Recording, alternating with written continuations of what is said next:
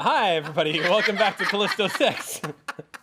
Actually, my official intro that I had been practicing all day was welcome back to the Moon 2120. I'm Eric Campbell, and we are Callisto 6. However, that just went out the window when Sam shouts butts at me right before we go live. Accuse me of the wildest thing. I find butts very distracting.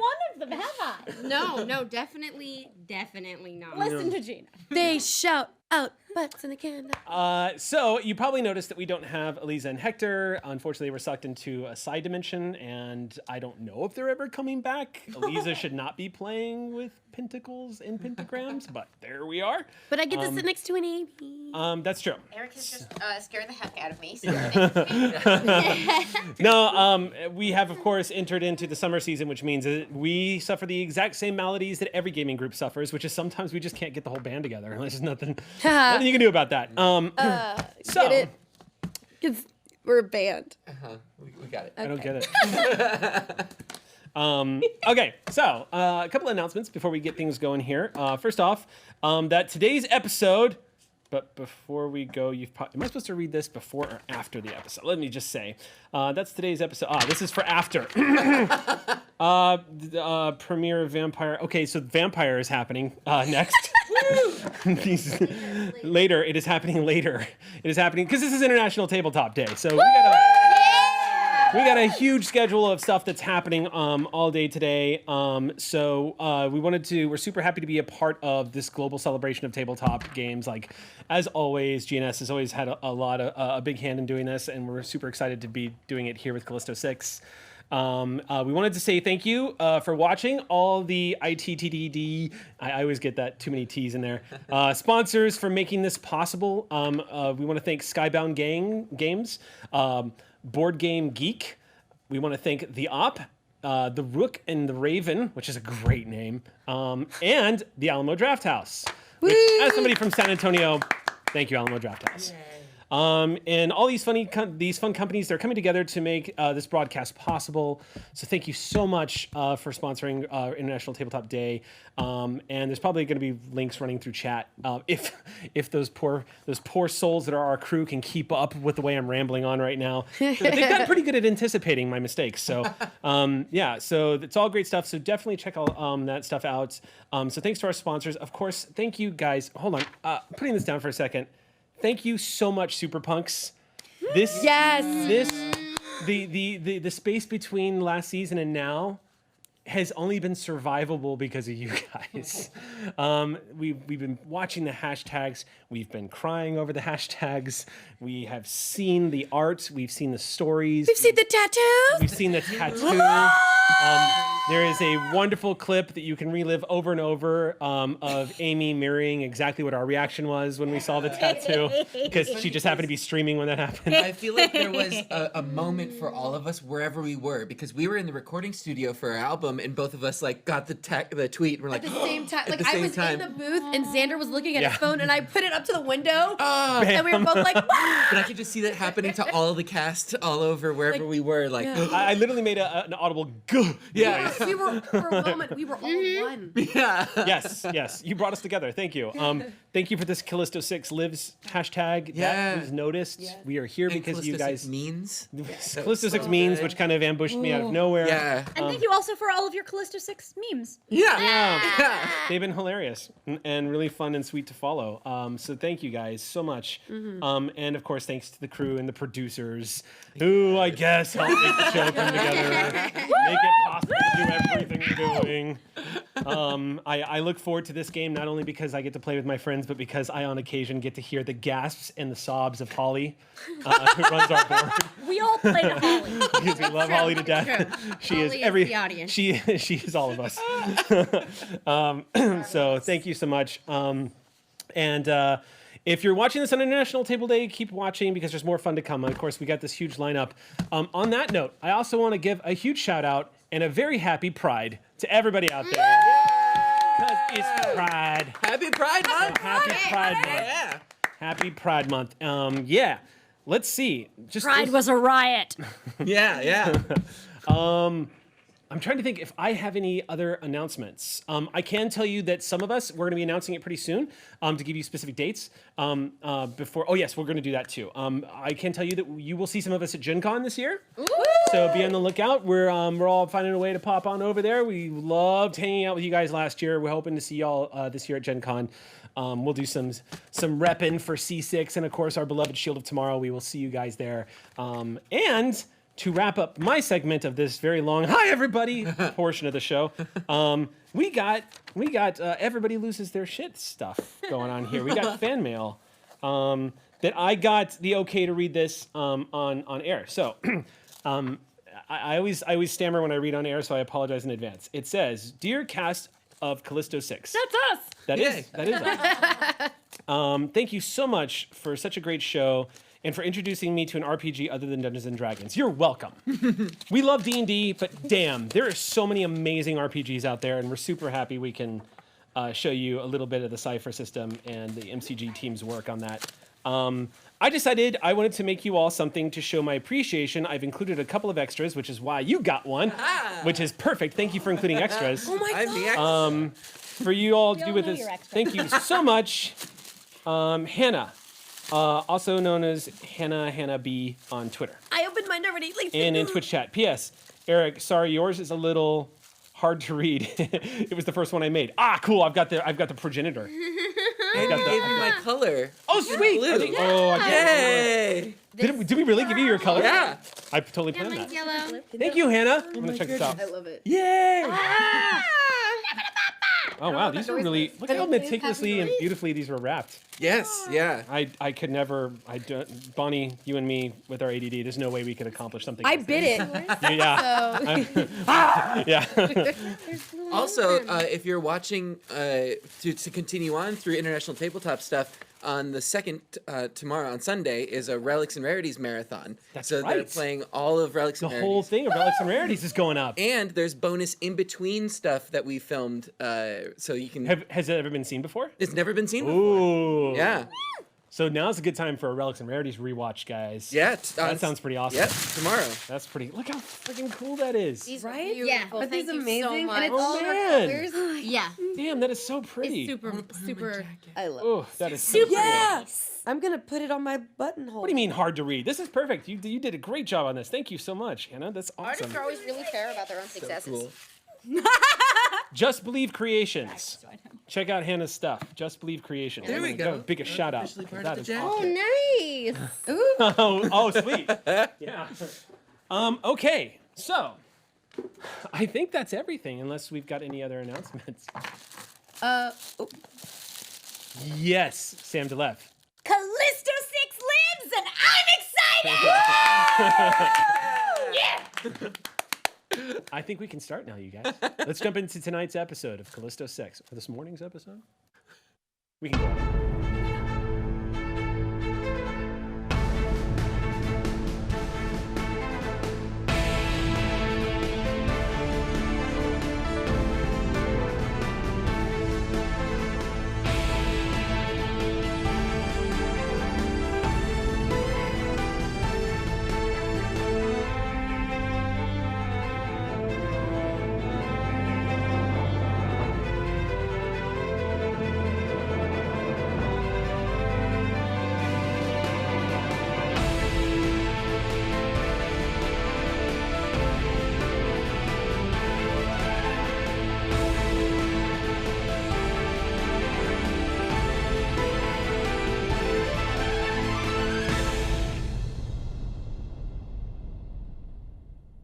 Sam, I know butts, okay? Could you please stop? We're trying to... Oh, hey, everybody. Sorry. Yeah, so I'm going to get ready to run a game here. So we left off at a hell of a moment. When last we left off... punks in space. Yes, indeed. So, when last we left off, you guys had opened Pandora's box, so to speak. You had uncovered the truth behind Tails, discovered that Tails was a scientist that was based up here as part of the astronauts' crew. There was some kind of horrific event. The body that you all encountered of a creature told you that a team came up here and shot everyone, killed everybody. everyone's been seeing glimpses, and Oya's been witnessing images of these events taking place. Although some of them seem kind of scattered and a little disjointed, but she has been witnessing past events take place with a few anomalies in between. Probably a product of looking back through time and whatnot over this very scarred area of reality. What was revealed was that the energy had been taken from this place already. And while y'all had been planning this whole adventure to get up here to the moon, get the canister, and get back to Earth, it had already happened. And you watched as, in his moment of triumph, as Kylan Kraus decided to drag out his former master, the entity that has been called Fletcher Kraus, into central corporate LA and essentially execute him on live television. This alien creature, absorbing its power and using the Callisto 6 energy source. But not shortly after that took place, you all came into contact with another dose of the Callisto energy source. We so juiced. Dr. Ree revealed, once his consciousness became intact, revealed that there was one more extract of the Callisto energy. And rather abruptly, without much warning, unleashed it upon all of you. Tonight, rather to morning, I'm so used to running this at night. What's going to happen is we're actually going to pick up right moments after we saw Cass jump. So remember, y'all right now are in what was once this huge this center where the whole wall in front of you was this massive computer screen with all these data outputs and inputs, where Dr. Ree was sitting. When this thing blew open and exposing this room into the vacuum of space, you could see the stars overhead, kind of masked behind all of this white gas exploding out into space and crystallizing as all the oxygen in the room essentially is ripped away. And Cass has leapt and is currently in full glow form right now, just hovering above everyone. And you can't hear it for the muted explosions and popping of the gas all escaping into the dead of space around you. But you can see the incandescent joy on Cass's face as the power is surging through her. You see Hobbs go, because the holy shit, but quietly. But all of you are having an experience right now as well. As you're watching Cass do this, all of you were feeling the energy of the Callisto energy source just coursing through you painfully, like a bad migraine, but channel it all over your body as it begins to settle into your bones, into the meat of your core. You begin to just feel that burning sensation as the power is barely contained within your physical form. And as it begins to slowly settle and the glow begins to die, something alarming begins to happen, all in a matter of a few seconds. As this energy source begins to settle in on you, you all start becoming vaguely aware of the coldness of space. You begin to feel the beginning effects of being exposed to vacuum. It's not painful, but it's enough to shock and anxiety lightning right up the back of your spine as you're just realizing, Cass is just kind of like looking around like, oh shit, wait a minute.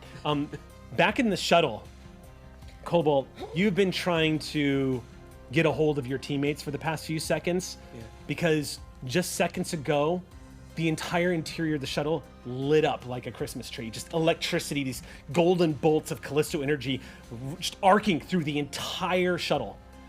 Blowing out systems and shattering computers. You see the whole place is starting to fill up with smoke and gas, and the alarm is going off. And as this alarm is blaring, you're kind of clearing your vision when you look through the gas and you start seeing the impossible.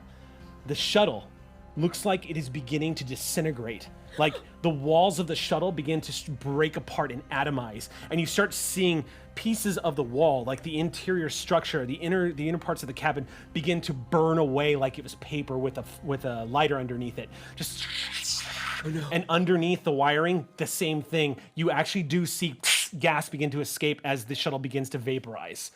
And you hear alarms blaring all around. Your ears pop immediately as at the very back of the shuttle, there is a breach. Oh, gosh. Real quick, was I hit with the Callisto 6 energy? You are currently suffering the same pain that everybody else is. And your pool, by the way, has been completely restored by it. Great. All of your pools you basically get juiced. Great. You do have, I am going to say that for mechanical reasons, in case anything happens, that this is going to function like a stun, which means for the next rounds, in case anything happens, the difficulty of everything goes up by 1 step. But in this case, you're blinking through the pain, and you're starting to realize this is happening. This is not a hallucination. The shuttle is disintegrating.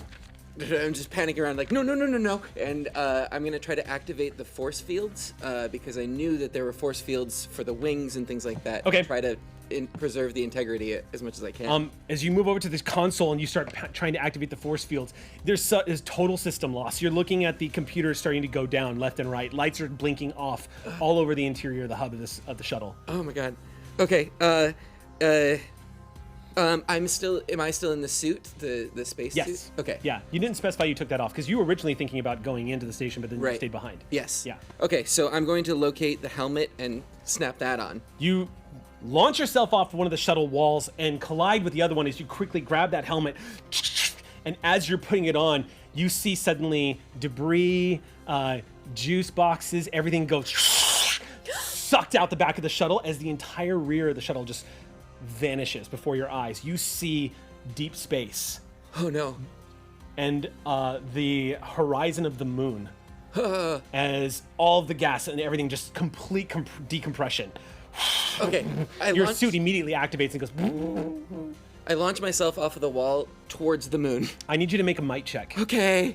because that decompression could blow you out the back of the shuttle. Okay. So the might check, I'm going to need you to make a might check. It's going to be difficult, so I need you to roll a 12 or better. It's going to be difficulty 4. Difficulty 4. Yeah. Okay, so I'm gonna spend. I have 1 edge, Okay. so that'll bring me down to. That discounts how much it Oh right, takes right, to spend I'm sorry. for effort. Yeah. Yeah, spending. We're getting back in the swing. Spend 3 effort for free. Oh, so you get 1 free level of effort, so that'll drop it to 3. Yep. And then I can spend from my pool because I've put it down 1. The next one costs 2. That's correct. Yep. So and then the next one will cost 1. So I'll do 3 total. I think it always costs 2 after the first spend. Isn't that correct? Yeah. So the Oh, next okay. one will cost another 2. I'll do that. Yeah. I'll do both of them. Bring me down. Thanks, Sam. There. As always. I don't know what you're talking about. So then it's down to. So it dropped to 3, then it dropped down to 2. You got it from 4, then you got a free one to 3, then you spent a level of effort, you got it down to 2, and you spend a second one. So you got it down to 1. So yeah, 1. it's 3. You roll 3 or better on a d20. 14. Okay. 14. You managed to hold on.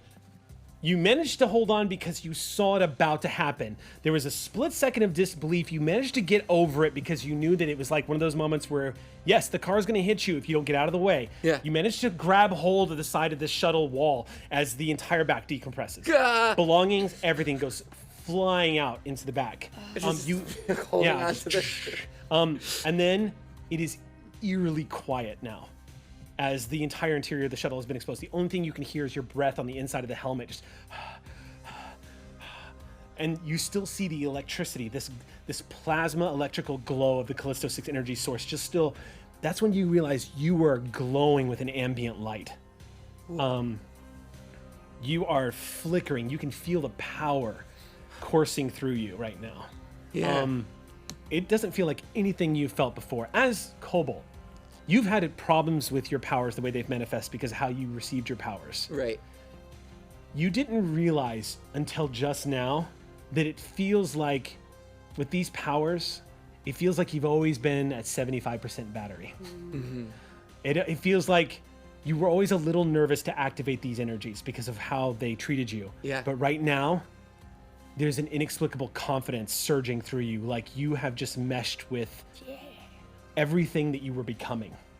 You feel whole. I look down too, and as I look down, what normally would be like the blue parts, even in the suit, or even like the reflection that he can see of his hair, it's all stark white right now and glowing, and then slowly it starts fading back into blue. Okay. And then, as he feels this sort of surge of energy, blue light forms like around his feet, and he starts to propel himself forward through space.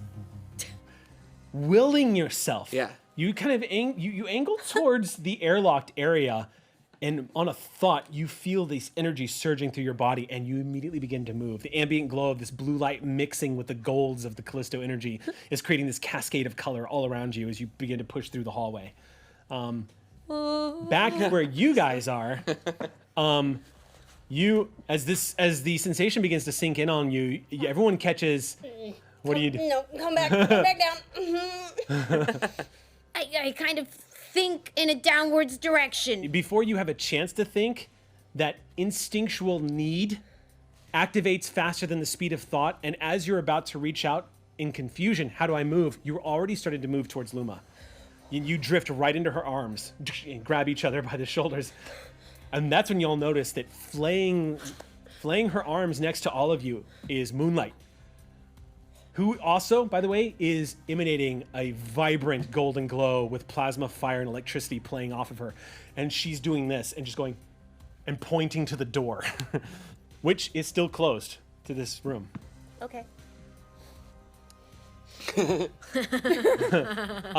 So opening it, Lacey, you just turn and look at it, and it goes, and a blast. I need people to, with the exception of Cass, because there's really no points. And in fact, you know what? I'm going to reduce the difficulty for you on this by 3. But everyone needs to make a might check at a difficulty 3. So Luma, you're actually in the clear because Cass has got you. You are in Honey Baby right now. I am. Oh, Honey Baby wouldn't need. So really, this is just going to be Hops. This is going to be This will be Hops, Anton, and Oya, Oh, that's Right. right. Okay. who all 3. Go. I guess speed defense wouldn't help me in this. Were you one of the people who had the mag boots, Cypher? No. Oya is, though. Oya does. Oya has mag boots. I Yes. think Anton does too. So I tell you what, It's just me. make an initiative check to grab Oya. Ooh, I'll good let idea. I'll let you when that door opens, see how That- fast Hops' hand moves to get onto to I'm grab. quick. I'm quick. You're pretty quick, especially now. And in fact, I'm specialized in anything that's with dexterity or Yeah. initiative. So You're real good at that. So that lowers it to 1. Actually, honestly, with your power shifts, Yeah. I don't think you have to roll for this. I think you just do it, unless you want to roll. I pooped him dice. Floor dice. Floor dice. So here's what happens. I still want to roll. Just Okay, if you still want to roll, but just be aware, if you roll, it puts you... 17. I'm fine. Okay, you're fine. You could get. You could get a 1. You grab Oya. 2 things happen rather suddenly. As you grab Oya, she smiles at you and you see her say, "I got you," Okay. and then her eyes widen for a second, and all of you watch her start going, and your hand passes through her arm. She looks at her hands, and all of you suddenly, as this white fume of the oxygen is flowing past her, and she goes. She starts confused looking at her hands. You see Anton mouth the words Oya and stretch to the limits of his suit, grab hold of her, and both of them just go and completely fade from reality.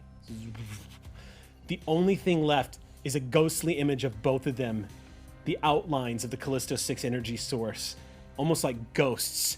They hover there for a few moments, and then they too just... like a retina burn, shutting off the lights really quick. It's there, and then it just... I launched myself back outside. So y'all are still in the room that's exposed to the vacuum. So right now, you're hearing the very distant, sort of muted sounds of the base alarms going off because of the vacuum. And oxygen is blasting out of the space station. Y'all are kind of in the doorway. Putting my hands recklessly through where they should be. Same. I am just holding on to you. So one by one, you all manage to make your way back inside. Is that correct? Okay, so yeah, Honey Baby turns and... If I'm coming in hot too, and I see Cass coming out, I can run into the Well, so what happens is when you enter the station, as you open it up and you get through the airlocked area, you're expecting to find some stability. Right. But as you open that airlock door, you immediately have to grab hold because, again, one of the X sections of the base has been exposed to vacuum, so there's wind rushing past you. You see papers, you see a body flopping across the floor and slowly dragging down that looks like it's rotted away a little bit, sliding down the hallway. And then for a split second, as you're watching that slide, you're looking at this body just kind of slide by. A few moments pass, and you see someone walking down the hallway into your field of vision. It looks like a scientist, somebody in a lab coat, with their face covered, grabbing hold of the wall, their hair whipping around them. Shut the door, shut the door. And they look over at you, and they fade right in front of your eyes as they look at you confused. I try to shut the door anyway. You shut the door to the airlock behind you, but the wind is coming because down the hall, what are you guys doing? I'm shutting the door as soon as possible. There's atmosphere to. You must see, get through to me at some point, and I'm like, oh shit. Yeah, if you're, are you inside. are you still in the room, or are you outside of the room? I had lunched myself out to try to put my hands through the spaces where my friends are in a That's really where I was helpful way. confused. so they were standing right next to all of you guys. I think there's They were team. got all inside in, when that yeah. happened? Yeah. So they were all so Oya and Anton were standing right next to all of you Yeah. when that happened. Well then great. I'm So- in the room freaking They out. were in the pointlessly. room. They were in the room where the vacuum was. Okay. So then they vanished, and the wind was still blasting through. You swipe your hands out, grasping at nothing. The energy source just fades from your view, and then everyone filters into the station and closes the door. Team inside of a mech is very happy to encourage team reluctant to leave our missing friends into the place that still has atmosphere. Okay. Sweet Honey Baby does have limited life support, so can support you in the vacuum of space out here for a bit. Yeah, but if my friends can't, so we need to go in there, and losing environment is. So everybody else steps okay. inside, the door closes. Honey, you see Honey Baby, this robotic face facing all of you for a second, and then it's, and y'all, noise has come back now because you see the station has begun to regulate its pressure system. Oxygen reserves immediately kick in, and the whole What place the begins fuck? shouting. You hear through your helmets and your mics as you hear Cash shout that. Okay, maybe the vacuum of space. Maybe she just forwarded out of time or something. Okay. Any I was that's holding- a good thing, right? Any second now, they're just gonna pop back in, right? Yeah, okay. What controls do we have? Okay. What can I? Big corner of the room has been blown open. So it's not laying it flat like you don't see the surface of the moon. You're really mostly just looking at night sky, so to speak. Dr. Ree's body is no longer there. You're not sure when that happened, but it's not in the seat anymore. The computer itself, it looks like the big monitor has been shattered, like some multiple objects smashed into it. It is flickering with life like it still has power. The other objects in this room are all debris that got sucked into this room from the vacuum that's now floating all around you. Coffee cups, papers, paper clips, like data pads, just kind of like in a chaotic mess just hovering around you. There's no sign of anybody else in this room. You hear Honey Baby going, "Operator Lacey, I am scanning." Thank you. Yes, please. We need to find what tech still works. Dr. Ree's computer was working a moment ago. If we can get sensors, try to see if we could get any data on where they went. As you're saying all of this, Lacey, you're starting to realize you're scanning. There's a sensation you haven't felt before. And as you're saying all of that, we need to do this, we need to do this, it's happening as you're saying it. There is a sense of individuality that has melded into the form that you are currently occupying. And almost as if it answers your suspicions, as the scan completes, you hear Honey Baby say, "Scanning complete. We have scanned nothing." Okay. And as you say okay, you hear Honey Baby say, "Okay. I don't know where they are. We do not know where they are." Wait, what do you mean? We can't scan anything. I had her arm. I was holding on to her. I don't know where they went. Luma's probably right. They're probably gonna be back any second. You hear thudding noises coming down the hall. And a few moments later, you see a winded-looking kobold holding his helmet in one hand. Just Oh, thank goodness. Hi. You're all okay. Are you okay? the glow about Kobold is answering a lot of questions as y'all see him running up. Oh, good. You got some. How's the ship? Not good. What? The ship is gone. What? Gone. Well, it's destroyed. I think it got hit with the energy source as well. Wait, like how did it go? Like we're missing Oya and Anton. Did they go What? with the ship? Like did No. they have the ship? What? No, I saw it disintegrate, like burn. Oh, wow, okay. It was hit with the energy. But I think I saw a ghost before, or a person who might be able to become invisible. I don't know. Oh, what do you mean a ghost? There was someone else here that wasn't you. I start shouting. Who's there?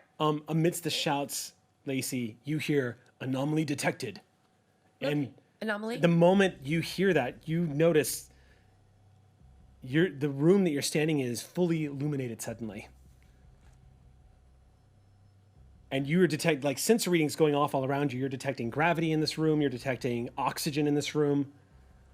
Oh. And you hear, what are you? You turn around and you see Dr. Ree rising from his chair. The wall behind him is completely repaired. The computer is on, giving diagnostics looks, and he rises fearfully from a chair saying, how did you get in here? What are you? What's on his computer? What's what's the timestamp? The night you guys all received your powers. What? The... Reads across the computer screen. Why am I here? Yeah. What are you doing? He fearfully says, I don't know what you want. I don't have any, I don't know how to answer your questions. Are you human? What did you see just now? What did I see just now? You see me. Yes, I see you. What did you see before that? What happened? Why am I here? He starts reaching over on the computer, and Honey Baby says, alert. He is about to alert the station operator, Lacey. No. Stops his hands for a second and says, I was simply doing my work. What? A roar emanates from the hallways. And from the intercom overhead, you hear, Ree, it's loose. It's loose. It's loose. The containment, it completely failed. It's loose right now in the station. It made it up from the sublevels. I don't know how it knows how to use the elevators. And Ree says, did you do this? No, I didn't. I didn't. There's a clanking at the door behind you. All of this happening all at once. The insanity. Ree looks behind you and goes, what? You don't have much time. Upload. Upload? I want to go after the thing. Maybe I can stop it. Okay. You turn, open the door, and you're standing in front of all of them. What's alarming is when Lacey opens that door, when Honey Baby steps in, there is no immediately depressurization taking place. Instead, Lacey comes stomping out into the crowd of all of you. You see, for a moment, of this alarm when you see that Cobalt doesn't have his helmet on, but no depressurization. No air rushes in behind Lacey as they enter the room. We see when we were all together. And You saw Lacey standing there for a moment, then turn around and exit the room. When they exited the room, that brief moment where your field of vision was blocked, the room now is dark and looks whole on the inside as you step out. So the room has changed. You haven't seen it yet because you've just come charging out going, I have to stop this thing. And all of you see a darkened room that is whole. And sitting in the chair is the body of Dr. Ree, leaning back with this look on his face, and a wire connected to the side of his head, and a computer that looks like it's in a loop. What? Okay. I think we're in a time loop. Oh no. Something like that. That's something. Is that a hallucination or a Possible. hologram? It could be a hypoxic hallucination. Or we're going back in time. Can I scan the internals, see whether I'm being a good organism or whether I'm just not getting enough air? Scanning the internals. So there's a couple of things you start noticing about yourself that you didn't notice before. First of all, Honey Baby is exhibiting new attributes. And as you scan yourself, you begin to realize that the fiber musculature of this machine has begun to bond and meld. Your body has somehow, through the paradigm of what it is you do, perhaps, as vague as that can be, has encoded itself into the superstructure of this machine.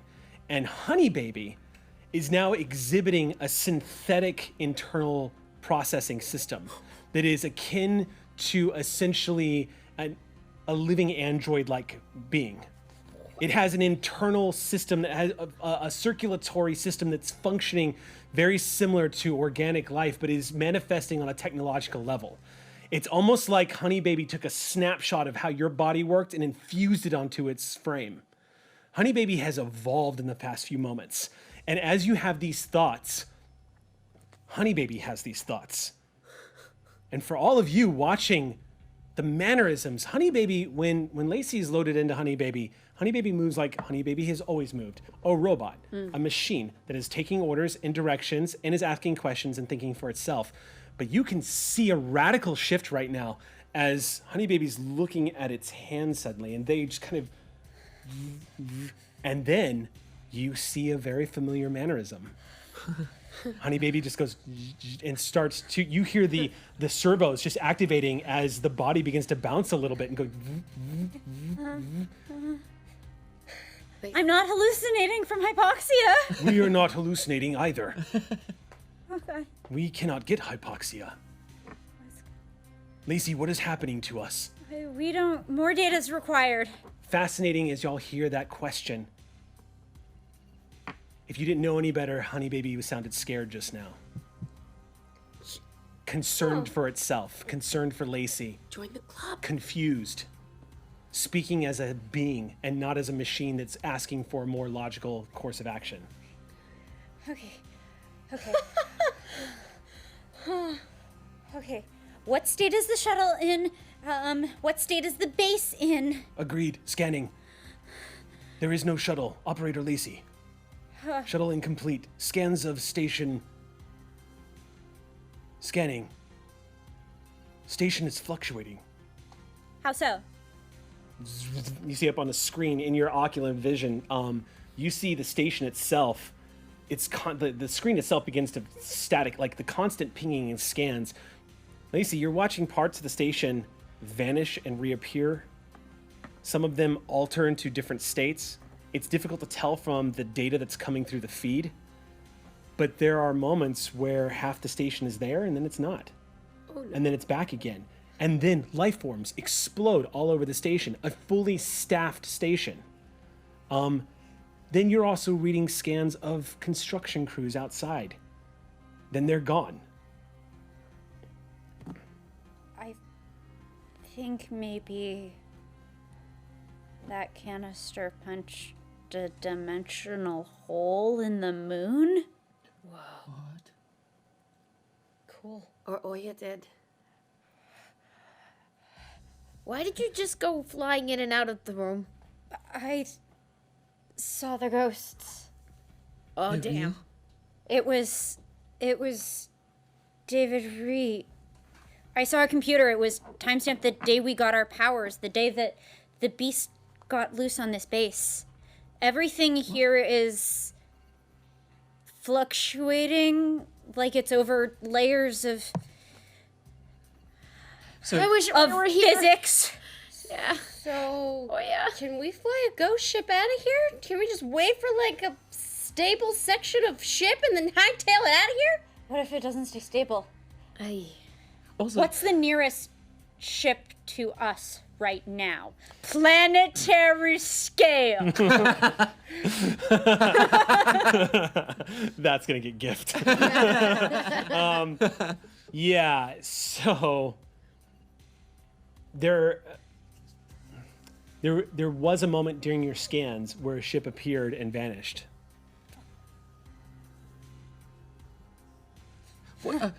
you mentioned a beast. Is there something loose in the station? You didn't happen to look through the base as you were running here, did you? Look through? I mean, Never mind, there are no dead bodies. I definitely saw dead bodies. Okay, there were dead bodies. I was afraid that was I lied, you. I'm sorry. So you didn't kill all these people? They were Oh, yeah, no. I was on a shuttle. No, no, it's okay. okay. we did. I'm just glad that it wasn't. You hear this I like that it's still noise cool. suddenly. What?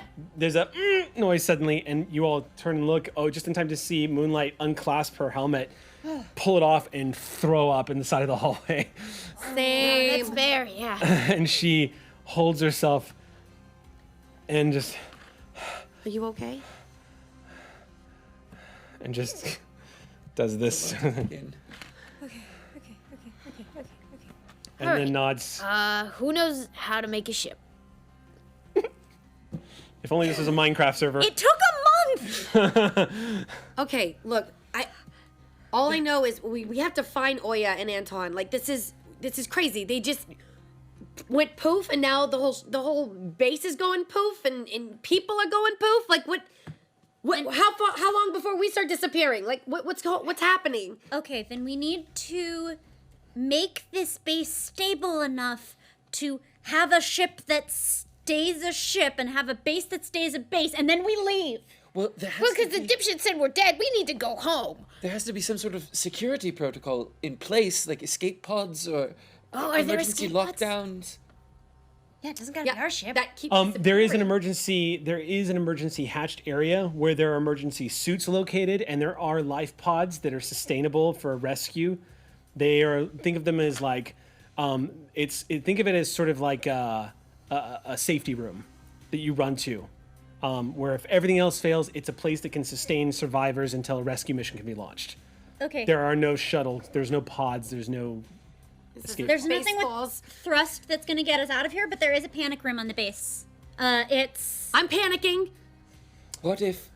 We should get there for now. Okay. Okay. We can evaluate how we're getting out of here, but this... I'd definitely like to go to a place with a stable roof. Yeah, which Yes. way? Okay, but what if like Anton and Oya? You see Moonlight react to that and go, nod, and immediately put the helmet back on and activate it. Can we leave some? And then kind of- she just kind of reacts like she's getting a whiff of her own breath, and Oh. Well, can we Oya leave will some find kind us. of like message or something for them? I think we'll feel it. Okay. We usually can feel them. What do we feel of Oya and Anton right now with our sense 6? so for a second you decide to focus on that. And here's the thing: you feel a connection to each other, unlike anything you have felt before. You are very aware of where everyone is standing. You're very aware of each other's emotional state. Interestingly enough, if all of you are lines in the shape, all of you slowly turn and look over at Moonlight, who starts to feel like the center. She's kind of like testing her suit, the anxiety of making sure that she's all good to go, and she notices everyone's looking at her, and she goes, "Signs, what is it?" Do you feel that? And then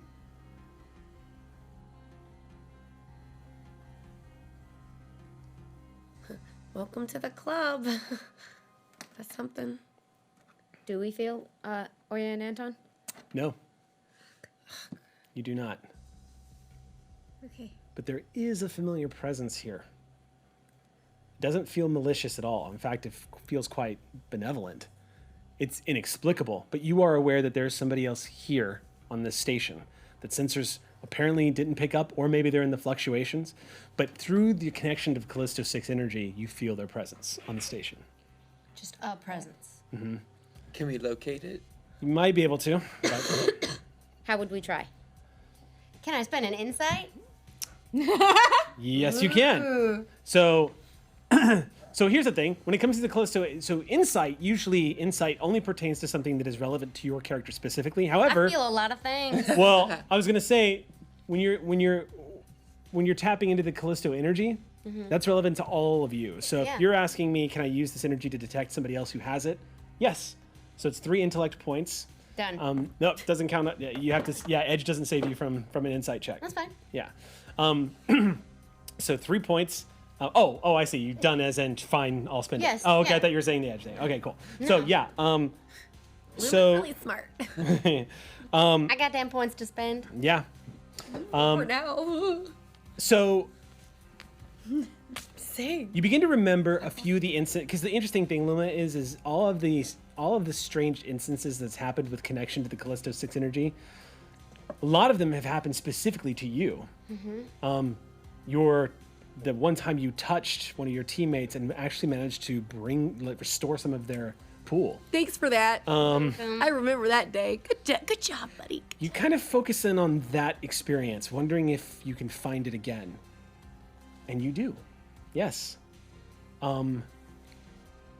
It's down a few more halls on this very level, in the direction of the safe room, Okay. which is also, by the way, on this level. It's on the opposite end of the station where y'all are at.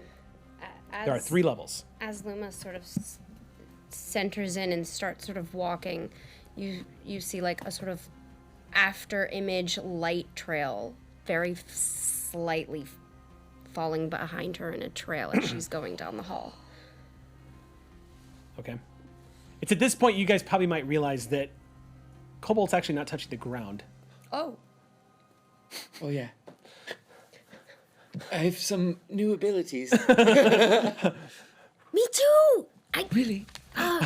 Yeah, if you see Cass literally just You see me almost decide to do a big jump, look at that ceiling, and then kind of I sort of trip in midair, like So I'll up myself to be on your level. So we're just kind of hovering. okay. Whoa! Then I start trying it too. Like, Y'all are jumping up and down. Yeah. Honey babies. We should, Lacey and I are like, darn should it, we try. follow Luma? I just look back down at all of you like, We're just like jumping. I'll hover forward. Fascinating thing is y'all are moving down this corridor back the way you came to the opposite end of the station. There is no sign of that biological creature laying on the floor that you encountered before. In fact, Cobalt, you also noticed that the body you saw being dragged by the vacuum is no longer there. There are some areas of this place that look absolutely pristine, like it's just waiting to be staffed, and other parts of this place it looks like it did when you arrived. And there are some moments, some very frightening moments, where y'all are walking, looking around, and you're noticing the air around you distort for a moment. And through the distortions, you can see a different image on the other side of the condition of like a wall or a data pad that's connected to the wall. Little pockets. And then everyone hears shield. it almost sounds wolf-like, but it has a strange piping quality to it. Stop. Doesn't sound anything like the creature that you first encountered, and it doesn't seem to be coming from any particular direction. I'm gonna ask. Yeah, no, it doesn't. That's the eerie thing about this, aside from the fact that it sounds like a mournful piping wail, is that it doesn't seem to be coming from any, like, sound in this place. Pretty easy to pinpoint which direction it's coming from. You can't. You're not even 100% sure that sound waves are making it to your eardrums. For all you know is that the sound you're hearing is not behaving the way sound normally behaves. Well, it seems like we have a time limit. I've worked with Oya a little when I was training for the shuttle. It seems like we're experiencing some sort of time paradox.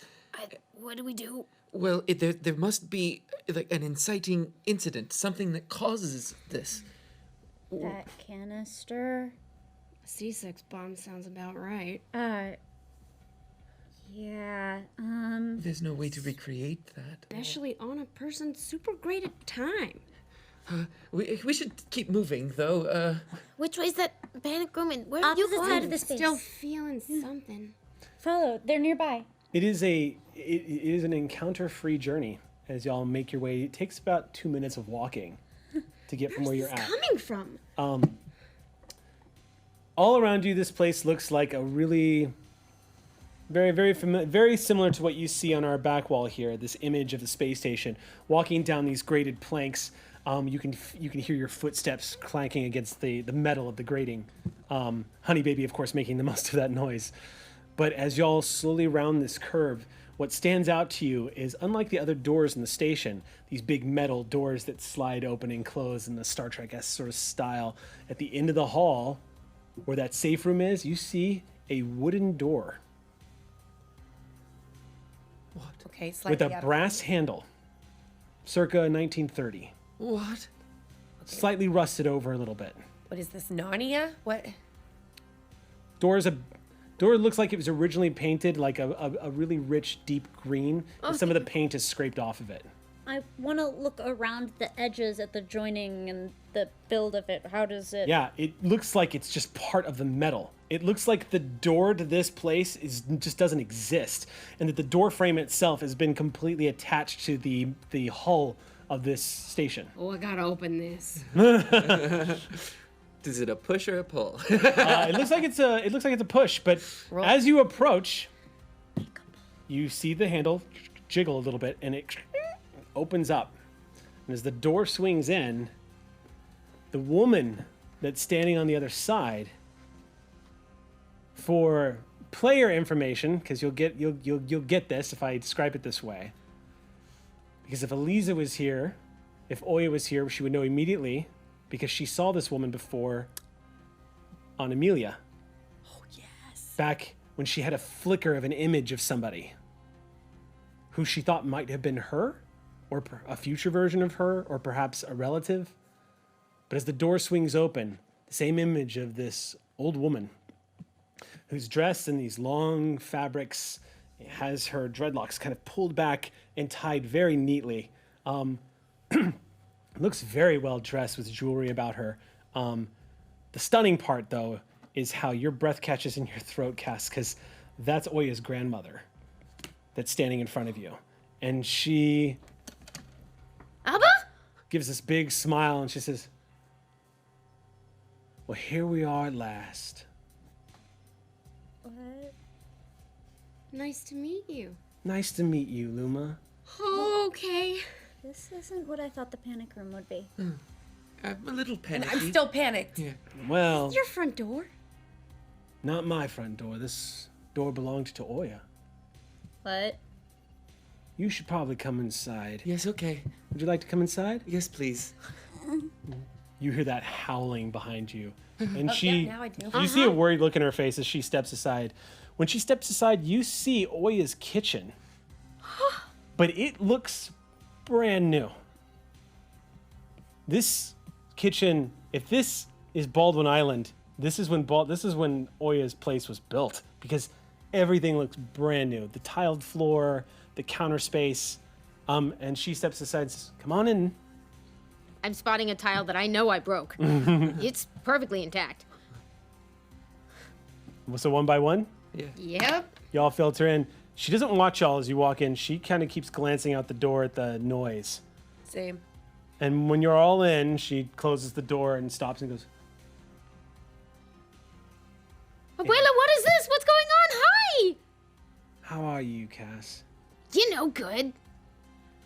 I think I missed a step. You know her? This is Oya's grandmother. Where is Oya? Did she send you somehow? She didn't send me, no.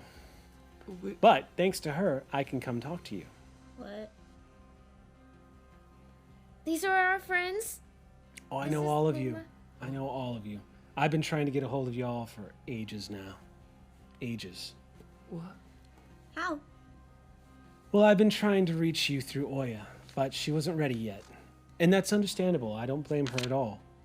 I don't blame her at all. Are For you what? saying that you have abilities as well? She reaches out this old hand and pats the side of your face, and there's this sensation of comfort that immediately comes from her. She looks you in the eyes and she says, "I am so glad things have worked out for you. I was very worried about you. Thank you. I appreciate that. Why don't you all take a seat, because we don't have too long, and I've got a lot to tell y'all." As I sit down, I just go, Cass, is Oya's grandmother still alive in our time? No. ghosts. I sit on the floor so I don't break a You go watch the awkward image of a honey baby folding its legs up and sitting in a very comfortable position right there on the floor. I take a position near Wardroid the says door, just in case. She says,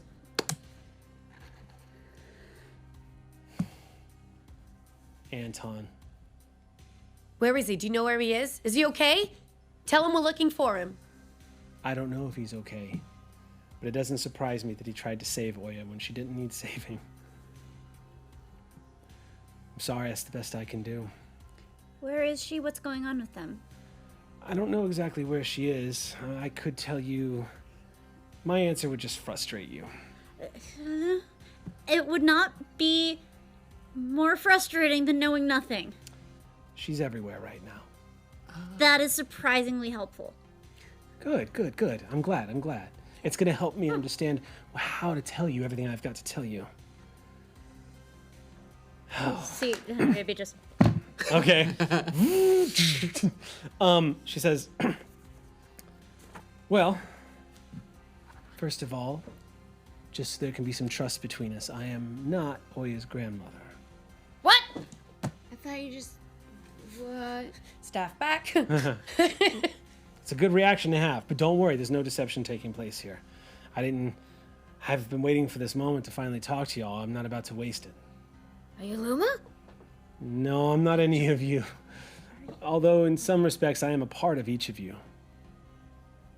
I know, that's very cryptic. I'm sorry. It's going to be very difficult to disseminate everything I have to tell you. A lot of it may not make sense. A lot of it's going to raise more questions, but I am the last piece of the puzzle. I am the answer to your questions. Are you Callisto 6?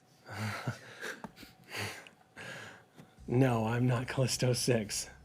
Although I do appreciate that it was named that. But I am the creator of the energy, yes. Are you the same kind of entity that the Fletcher was? You see this look pass over her face and she... Yes. Of course, their real name isn't Fletcher. It's just one of the many identities they assumed through the course of your human history in order to survive. Yeah, it wouldn't really make much sociolinguistic sense for a pan-dimensional entity. It would be a weird coincidence, wouldn't it? I mean, anything with language making the same phonemes, which, I have lots of Are you questions bonding about with the thing? Lady? I mean, Entity? she seems nice. What? Is she not? She seems nice. Vunkos is its real name. Come again? Vunkos. Vunkos. In our language, it means the scorned. Oh. And you are? My name is Otu. I've been dead for millennia now, by your time. Aeons. We must have different definitions Yeah. of death. You're looking great. Not different definitions of death, no, but we do have a different understanding of space-time. Let's just put it that way. We saw Vunkas be killed. In one reality, that did happen, yes. You see, what they were doing here on your moon has set off some chain reactions. By the time you came anywhere near this small, beautiful little rock of yours, you have entered into a place where dimensions and possibilities are crossing. And I hate to tell you this, I really do, but you've also entered into a whole nother time frame. You have been here in a different time frame than where you are from. And I can't Since when? tell you. Since when? What does that mean? It means time is passing differently for you than it is on Earth. That's because of all the gravimetric distortions and manipulations that are happening because of the radiance. Can I touch things where we are? Yeah, you. Trying to put coffee on in Elise's kitchen. Okay. You walk over and start pouring a cup of coffee. It all seems so real. Sorry. Wait. She says, I should start from the beginning. Is that a meaningful concept? She walks over and puts her hands on Sweet Baby's face. And you do feel the sensation of warmth as she touches. And you see this look in her face. And she just says, "Oh, Lacey, Lacey, Lacey. You are one of my favorites. And you, of all of them, are going to have to be the most careful now. And I know you know what I'm talking about. Don't you?" Cass can throw dumpsters. Yep. And she doesn't react to the dodge. Instead, she stares at you and just says, "It's not going to be the last time you're going to find that temptation. It's going to be worse. Be ready for it. They need you." So the beginning? The beginning. I believe in movie speak, your humans would call this exposition. She sits down at the kitchen table and pulls over a cup of tea and starts dipping a tea bag in it. And she says, "So, it's going to sound quite familiar to all of you. And it's very adorable, in my opinion, as to why that's happened. See, the truth of the matter is my species helped give rise to the human race. You're not the only ones. And as a result, a little bit of us is imprinted in you. And I have to say, it's been interesting gazing across this gulf of space-time and seeing the way your society has progressed. It's fascinating watching the stories you tell each other. So many of them, we've seen our own history in them. Not that I want to take credit for Terminator 2, but it was a great movie." What? And she sips the tea. It could be coincidence. The universe is a big place. She sets it down. I know that time isn't exactly linear for you, but we might have a situation, or are we okay, or do we have to speed things up? I'm sorry, I'm getting carried away. It's been a while since I've spoken to a new species. So, the beginning. I can't tell you too much because, no offense, you simply won't understand. But I can tell you, Too late. I can tell you this. I come from a species, my species. We thought we were alone in the universe, and we weren't. And we advanced technologically, and much like every other species that's come along, we almost destroyed ourselves during our technological adolescence. But we managed to make it through, and we managed to find a way to live together.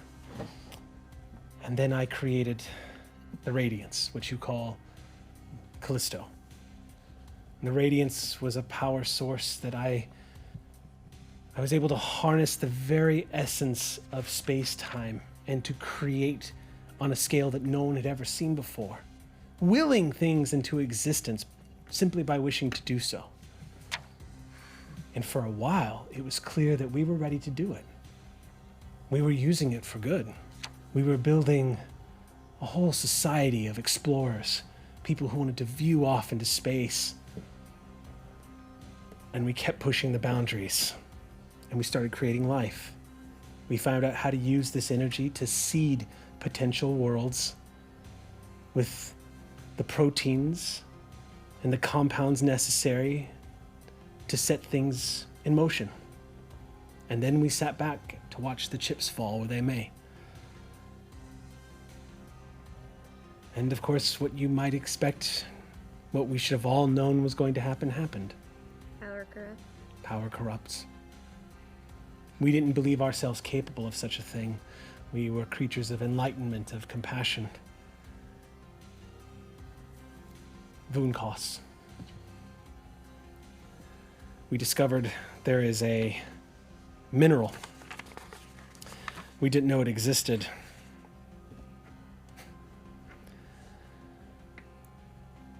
A mineral called tricassium was discovered on a few worlds throughout the universe and in a few of the other universes that we came across. Extremely rare.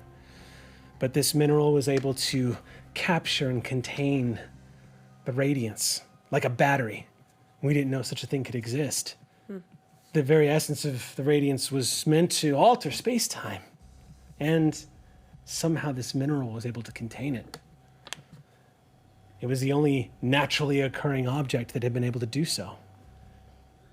And it was most abundant on the newly born planet that would become known as Earth. Deep within the mantle of your planet, when we seeded that world with life, it was infused in the rock. Vunkos found out. And he and his followers went there to extract it. And there was a confrontation. He lost at great cost. And we marooned him there for eternity, stripped him of everything, took away all what he was, and left him to die. You fucked that up. We fucked that up. We didn't think it was possible. We don't know how he survived, how he was able to... Wreck our city? Take over our Yes. companies? That was just one incident. Yeah, we just noticed is all. As he began to evolve, they began to become something new. They began to use what energy they could find. As it turns out, your world, along with the others who have this mineral in it, have an ambience of the radiance about it. And somehow he harnessed it to become something more and transcended his old boundaries of flesh and has been able to sustain himself. Vunkos ceased to be a being that we knew him to be and became something totally new. Unfortunately, my race was long dead after all of this had happened. We must have different definitions. Space-time? Right now, the extinction of my race is going to happen to me. It's years away. And I see it coming.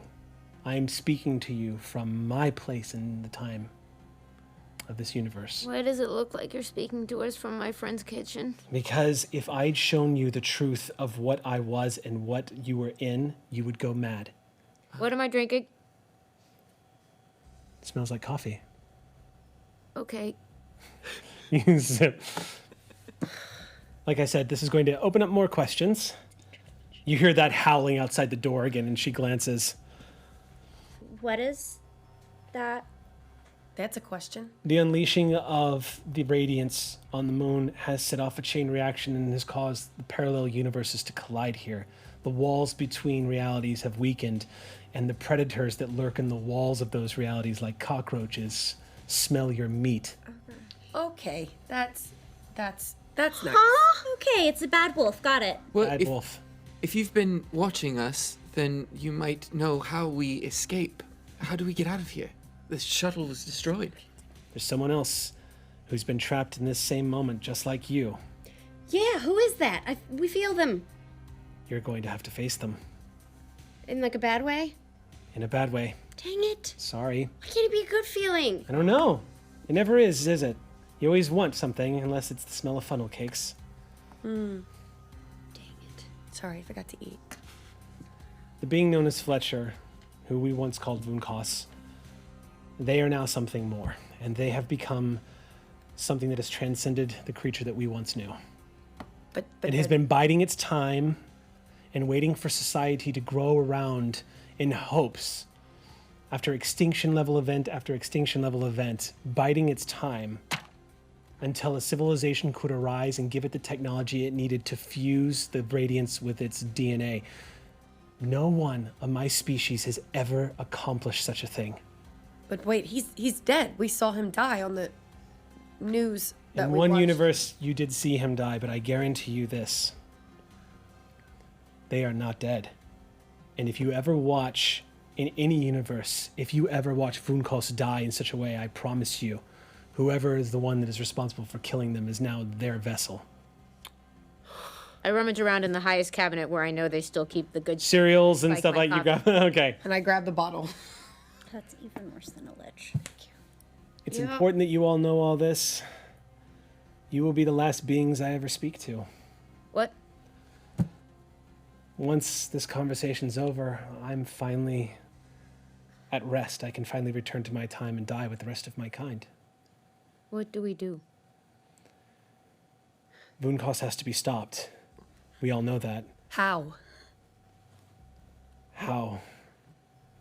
Well, this much I can tell you. That now that you have been infused with the Radiance yet again, you will be a different level of challenge for Voonkos. So Voonkos has the ability to manipulate the energy. But now you are as one with the energy as he, as they. I should remember that the one that I knew, you will not be able to speak to them the way you speak to me. Voonkos will interact and Voonkos will gloat, but they are not, do not think of them as a being that can be rationalized with. We don't. What can we do to them? I look to Moonlight. Moonlight is staring and wrapped just like awe. And she notices you're looking at her and she signs, "This is fucking amazing." Okay. She says, she steps in front of the woman, just signs, "What does this mean for me and the people that were created by Fletcher?" And the woman says, "I don't know. I'm sorry. But I do know that if you've been infused with radiance, Moonlight, there's something I should tell you." And her attention turns to Moonlight suddenly, and she says, "You are unique. You were created by Voonkos. You were created to be a vessel and to be a puppet. And Voonkos honestly thought, just like all of the other created, that you would play that role." She leans in and says, "But Voonkos didn't realize that there was still a little girl inside. He underestimates that. They underestimate that about your species. You can use that. You are living proof that you can find a way to live with and move beyond your scars and use them. Let them empower you and find a way forward. You are proof that deep down, you are your own creator." And Moonlight is just staring at her.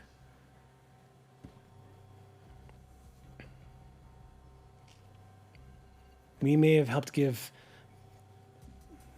that gentle push in hopes that biological life would one day form on Earth, but we did not create you. You are all your own creators, and you accomplished what we could not. You fused the radiance with yourselves, and look at you.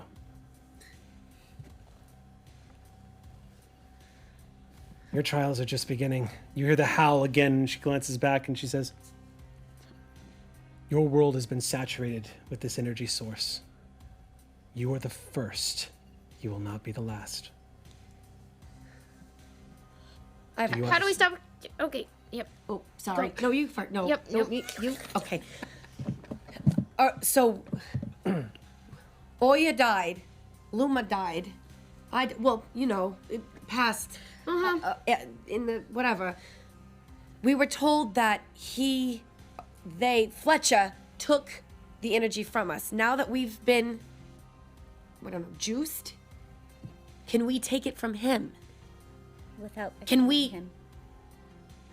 Can we basically pull the same that he was going to do to us?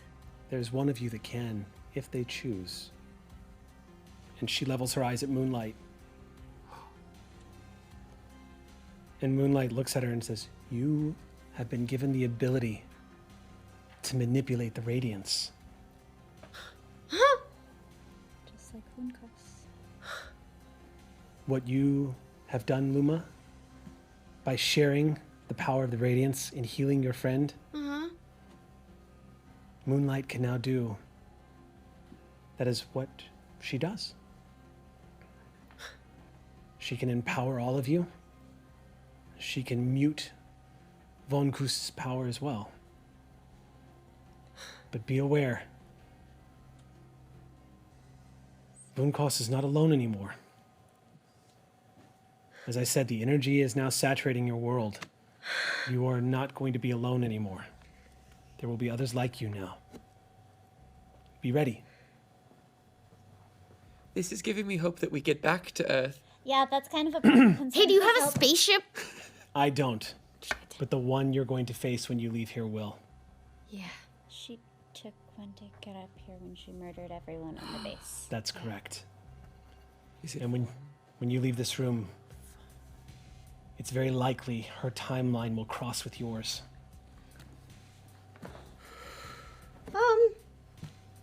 If we take things from here, do they come with us? Ooh, that's a good question. I don't know. You should try it. Science. Does Oya have headphones? Oh, yeah. I mean, oh, yes. You take the coffee with you. Can I get to Oya's room from here, or is the kitchen the end of space? Yeah, really. She walks over and opens the door, and you see an infinite hallway of Okay. infinite doors. And she says, "This is just a moment in time." Cool. And again, the howling, and she says, Any of those moments have some noise cancellation mechanisms? "You'll be all right. You're ready now. I don't know how to stop phone costs. You're going to have to find that out yourselves. I've done everything I can do. I've answered every question I can think to answer. I'm hoping this has solved a lot of your problems. What happens next is going to determine the course of not your world, but many worlds. No pressure."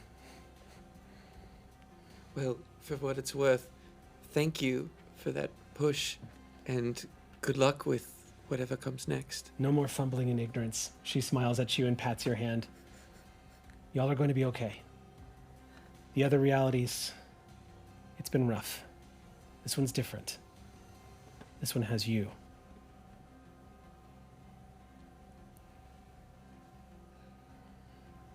Escape the station and Oya will come back to you. And Anton? I don't know about Anton. What do you mean you don't know about Anton? Oya's ability to ride the oceans of time and space is an ability that she has naturally. If she took Anton with her, it could be a simple matter of how tight he can hold on. I don't know about Anton, I'm sorry. He can hold on pretty good. It's kind of what he does. The howling again outside the door, and she says, "My time's up. If the creature crosses through here, everything that you've just experienced will cease, and you will never have gotten this information." I open the door. You walk over to the door. She puts her hand on it and just says, "I just want to thank all of you. Thank you. I can die knowing that in a few billion years, on the other side of this universe, a people are going to be born that have the potential for amazing things when they learn that they're not separate from each other. Go get them, kiddos." She opens the door. I tackle hug her for looking like a boiler. She gives you a very familiar warm hug back and smiles at you. You're really sure I can't have your lab notes about creating the energy source? Because you're the only person in the entire pan-dimensional cosmos who could tell me, and you're about to go and die. Why do you think we're about to die? That's what happens when you play Had to God. ask. For science. Set the standard. Your world is never going to be the same. You have a chance. We didn't take it seriously, and it killed us. But you can change that. A new world is waiting for you. Stop Vunkas, or it will be their world waiting for you. They will burn the earth to the ground, jump through dimensions to come back and wreak vengeance upon me and my people on the opposite side of time. And nothing will have ever been. Not today. Well, that's a pretty good motivation. Let's go. Steph. She smirks at you and says, It's amazing what happens to you when you go to seminars sometimes, right?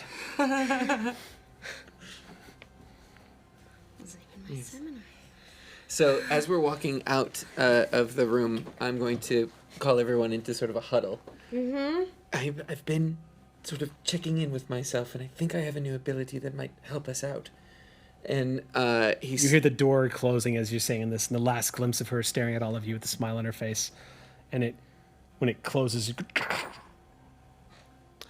and it literally starts to turn into a bleached white glossed color, and then you're staring at the metal door of the base. I have to interrupt you, Xander, because we have to go on break. Oh. So hold that thought. And I start running. Yeah. Hold that thought. Got it. It's As there. you all just got the big info dump, the last piece of the mystery. She finally was able to connect with you because of the bomb that went Right. off. So we're gonna step out for about 10 minutes, take a quick pee break, and we will be back. We will see you guys in just a moment. Don't go anywhere.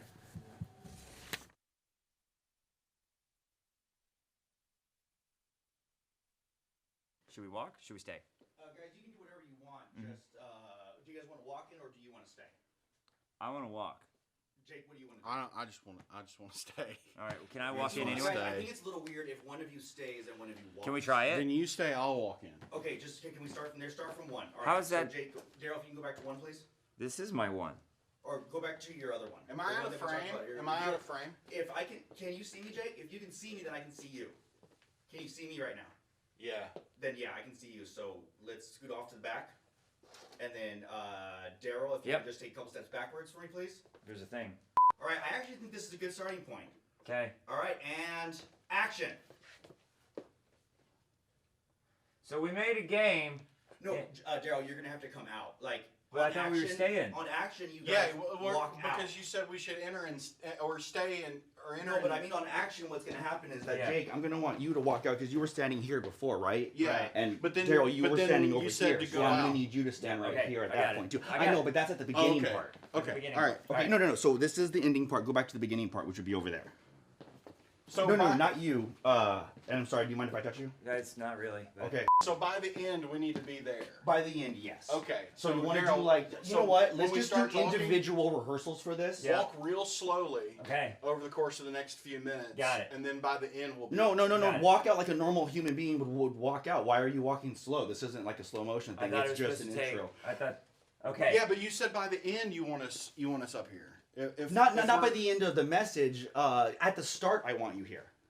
Yeah, well, that's what we did, and then you said go Okay, back then there. we'll take it from here. Action. It feels better this way. We made a game. Hey, Daryl, but you don't need to go back. Is there like a polarity thing here? Like No, when we one got of it. you goes somewhere, the other one has to go the other way? You want to switch I know sides? that came off as harsh, and I didn't mean it that way, but I just feel like this should be a lot This easier. feels, This feels it is. weird. That This, feels- I like this it better feels this way. good. Okay. Well, that's normally the position you guys are in, so I think no, we're not. okay. And do we need to like we're the president, like talking to our like One of them? bomb the No. North Pole? I don't know. No. Are we gonna lean at the same You- no, time? you try By your- the end, we're leaning in. Got it. Okay. Hi, I'm Jake. And I'm Daryl. I play Jake on Asinine Wisdom, and I'm exhausted. and he plays Daryl. We made a game that we're going to be playing on International Tabletop Day, which is today.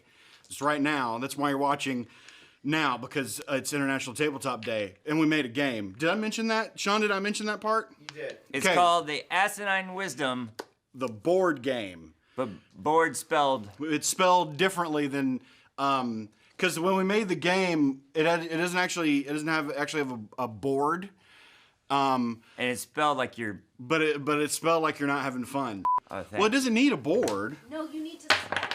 Oh god. I got You mean you- actually write it? Yeah. Oh, Daryl, sweetheart.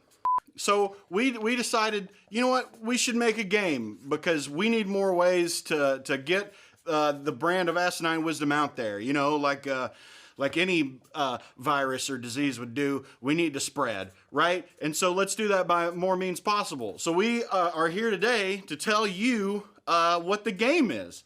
And I remember, what are you doing? That feels like a lot. Jake goes at number one. Daryl stays out. Then at 10 minutes, be at the table. Good point. Okay, so I called Daryl one day. I feel like I'm walking too fast now. You what? Jake, you actually don't need to ever leave the table once we've started, and we've started. Let's start again. How did you spell board for the game? Oh, I can't spell. So when you guys made the game, was that really just a misspelling? Because I thought you guys did that on purpose. We did. Which one's better?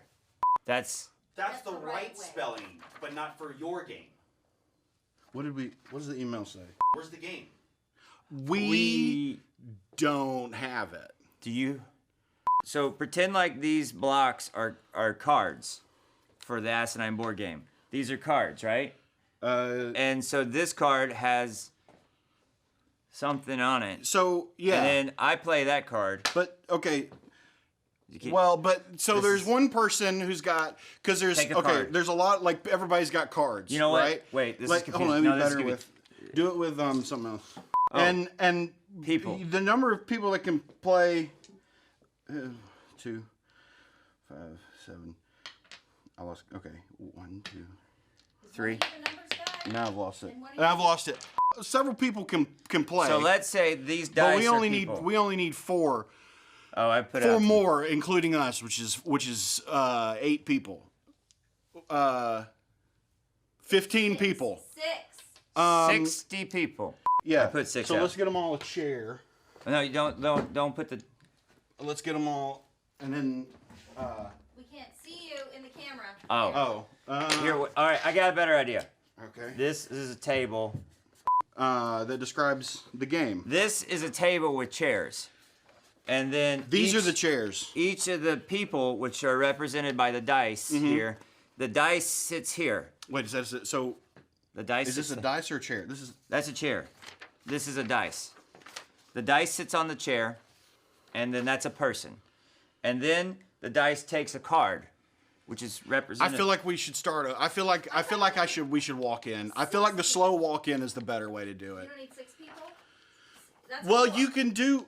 That's a good point. No, Or the, maybe 2 are the sitting. table is 6. The table's See, not another chair. I did No, a no, no, 6 no, for no, the no. table. See, that's a 6. Yeah. Or 9. Or 69. Okay.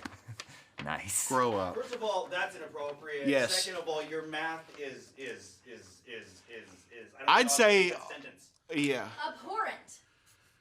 That's the word of There's the no day. reason to call names. My mom was an abhorrent for years, and just look how I came. Made a good living. You are so confused. This dice is a person at I'm a gonna chair. walk in. All right. I'm Jake Bennett of Asinine Wisdom, and this is Daryl. Can we cut at this point? Yeah. Do you want to try a table that looks like this one? Maybe draw that one. Because we don't have What is any this? round Is tables. this a trapezoid? Yes. Very good. Okay, so don't come back here and walk back there. This is a table.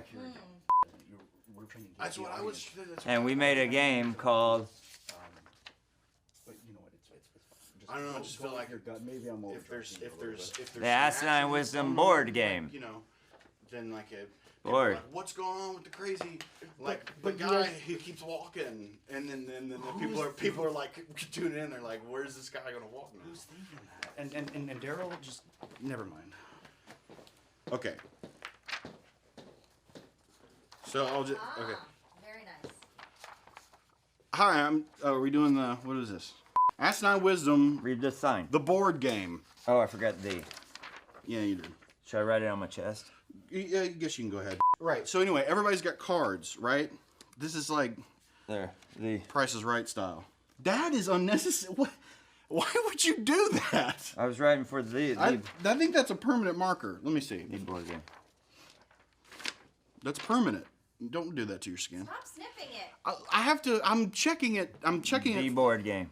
Anyway, so everybody's got cards, but they're not these cards because we haven't made the cards yet because we got to run to our local office supply store chain to print them and make them. These are big. They're really big. It's like I was saying, it's like that game on Price is Right where you have the cards. Plinko. I think it's called the card game, which really just feels lazy on the part of Bob Barker, but you know, Hey, he's may he rest in peace. Bless his heart. May he rest in peace.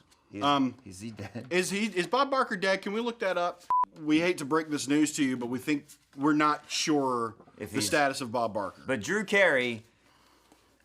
Alive and That has kicking. nothing to do with this. International Day. Happy birthday. Happy holidays. Wow. Just wow. Well, the card game. It's later. It's at 5:15ish. Just, you know what? We'll clean this all up with a graphic. Okay. I'm gonna walk. Okay. And then I end up here. And then sorry. just cut the audio. I did it. Right I did it the here, wrong too. way. That would help. I did it the wrong way. So. Thanks for coming in, guys. And then do I just step out? Oh, we forgot. There's a. Anyway. Now, can you guys both walk off? Jake, just stop. Just This stop. would've been better. Jake, do the opposite of what I'm telling you right This now. would have been better. That's one. And it works with the bombing the North Pole part. We can't see it. And he plays the cards. Do you want us to You go? guys can hear us, right? So Maybe they we're thought you meant cut our audio to their ears. are we wrapped? So Probably with it. Yeah, we are- we're this keeping is beyond that. Done. okay.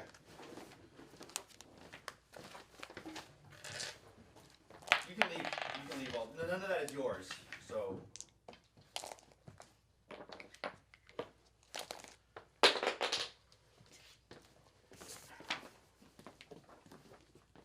Where'd that marker Back, go? everybody, to Callisto 6. We are back from our break. We're going to go jumping right back into where we left off. Into the huddle. So where we last left off, you guys had encountered what looks like a member of the race of pan-dimensional being.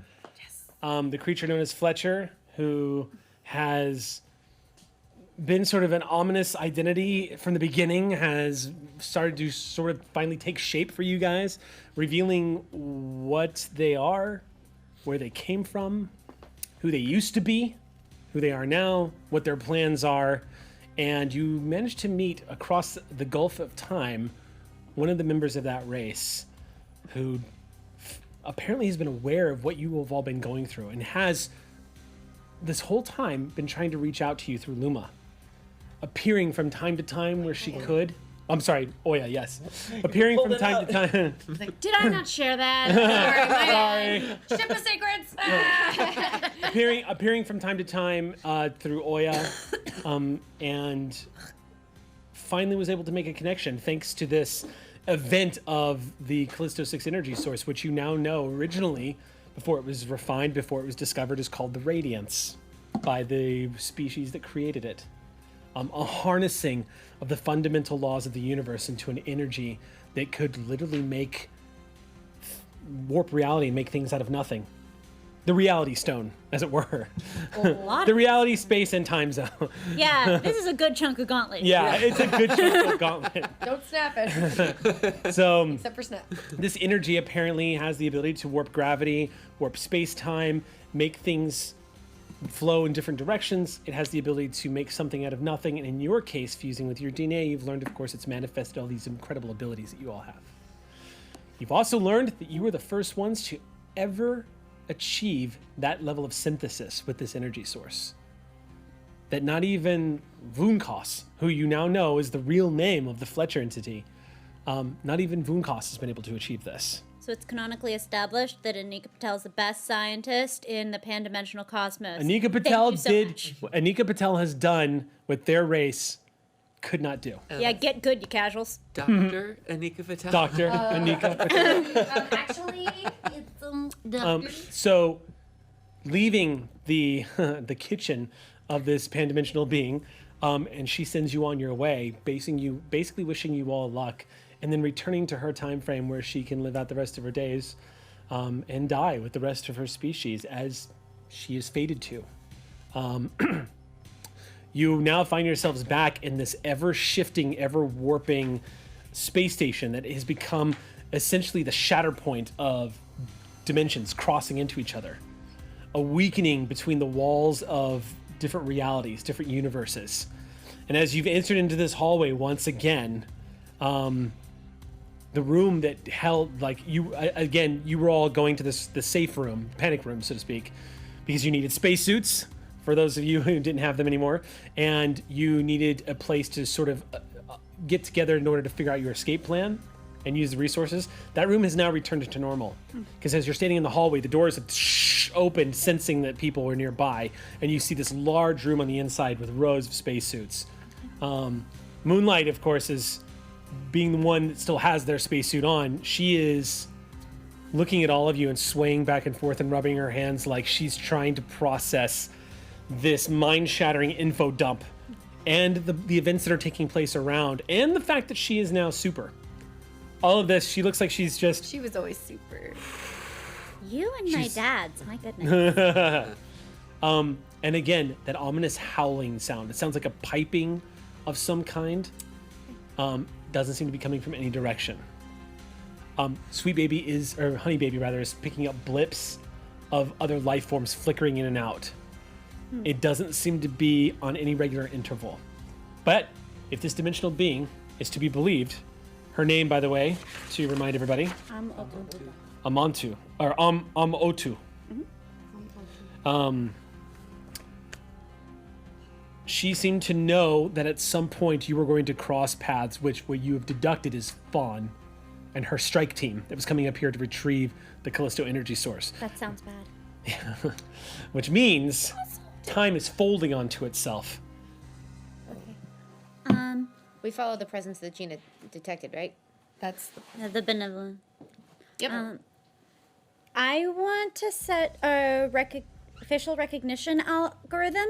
If any of the blips detected on station security look like Fawn, drop a pin in the location.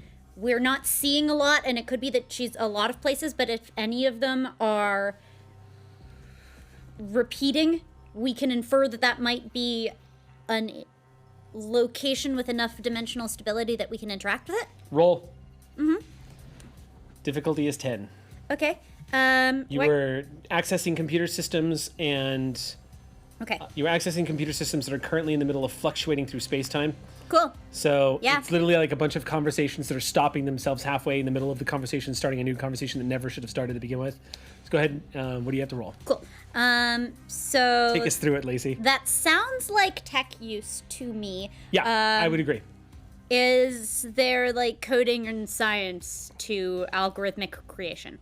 It's not really an algorithm creation. You're basically using face recognition software. Yeah. That you have. You're not creating it. I wouldn't say you're coding or anything. I would say you're just using the. I would say that Honey Baby functions as an asset for sure.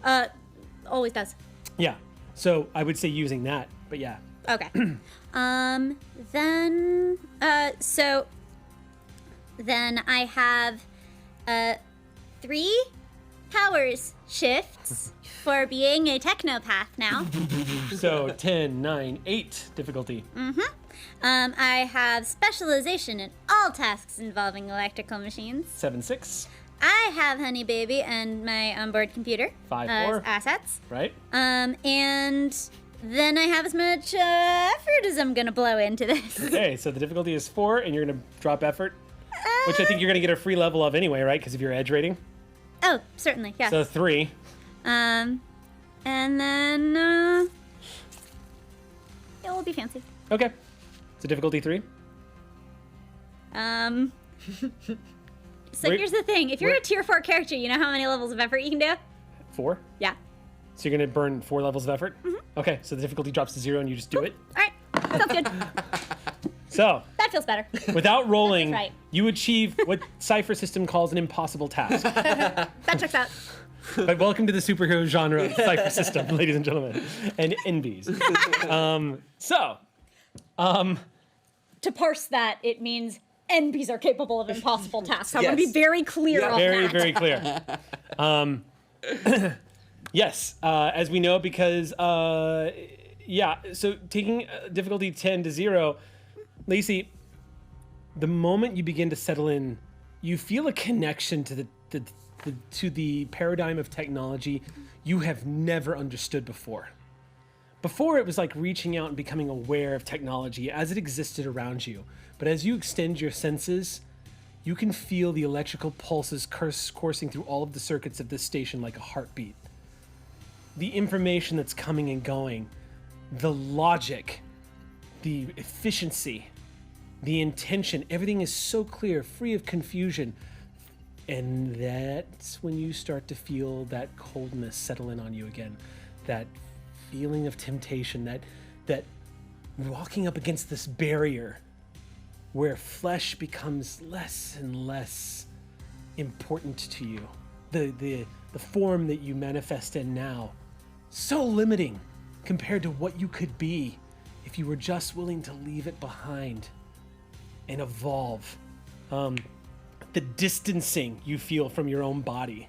The whole station, even though it's in a state of fluctuation and contradiction, you're able to understand the fundamental language of how the systems work. And even though the die is randomly being rolled, giving number after number, you come to understand every number on the die. Knowing how the system reacts, how it's trying to anticipate, how it's being cut off and starting again as reality is shifting about it. And you manage to create, you get a full view of the station as it is in the course of warping through reality. You see flashes of events that have happened on this station and a few that are going to happen. You see a flash of the station disintegrating the way the shuttle was described disintegrating. In one area, it's folding in upon itself. In another area, you see Ree sitting down in the cafeteria with 20 of the astronauts, and it looks like it was a birthday party. You can see confetti floating through the air and people enjoying each other's company as they share a cake. And Rhea is laughing at some stupid joke while it looks like a game being broadcast from Earth is being played on this one of the large screens, Mag Ball. And that flickers away to an empty cafeteria where no one is there. You see the creature that you had all encountered, the one that Oya spoke to that claimed that the strike team came and killed everybody. And you're watching a very different story unfold. You're watching the creature killing everybody, slaughtering them one by one, trying to take it down, but it breaks them. It folds them in half. It throws their parts against the wall. It eviscerates people. It almost seems to be enjoying it. The screaming sounds. You catch a glimpse of Dr. Ree plugging himself in to become what you know is going to be Tails. All of this is beginning to unfold in front of you, all through like a flickering of like a camera shutter as you're seeing all of this. It's almost too much, and then you catch Fawn arriving on what looks like a Pyramid Star shuttle, a hell of a lot more advanced than the space shuttle you arrived in. Bless her, we love her to death. But clearly a shuttle of the age, docking effortlessly. Fawn stepping out. She looks a little different. She looks a little meaner as she comes stepping out. And interestingly enough, behind her are 6 of these mutant creatures that you remember fighting in the skies over Los Angeles. All in these black suits that look like they're also geared for zero G combat. Flanked by them, she steps out and you see her taking stock of bodies all around her, torn to pieces by this beast. Contradicting, again, what Oya learned from the creature. What do you trust at this point? And as Fawn looks around, she waves one down one way and one down the other. And as they break apart, she vanishes. And so do they. Just vanish out of reality.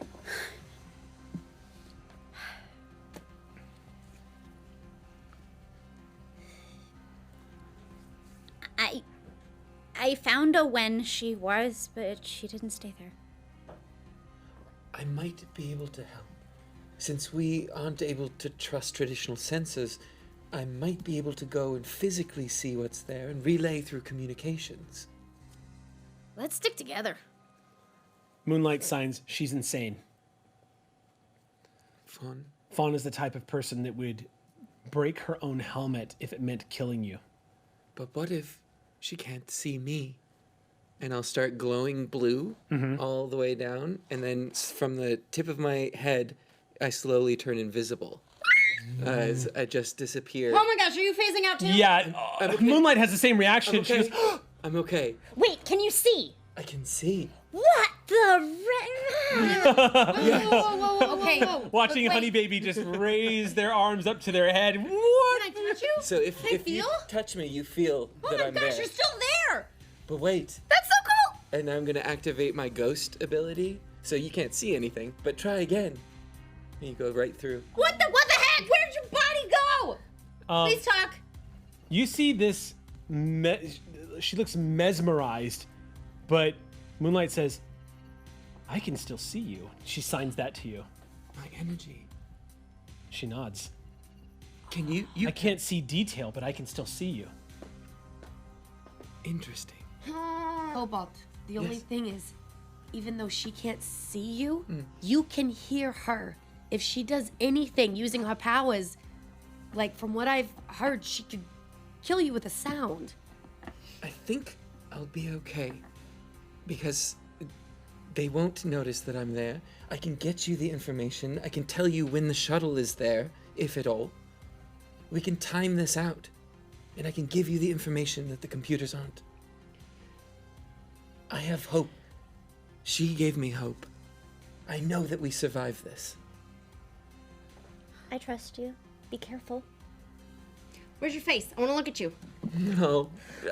Creepy. Just my face. But it's and still now- blue and Oni- translucent. Or rather, Moonlight grabs you by the shoulders and turns you towards her, and she just looks at you and goes, "Signs weird," and just keeps looking at you, like grabs your head and Yes, okay. Oh, and like, yes. Yeah, this is what nightmares are made of. Right?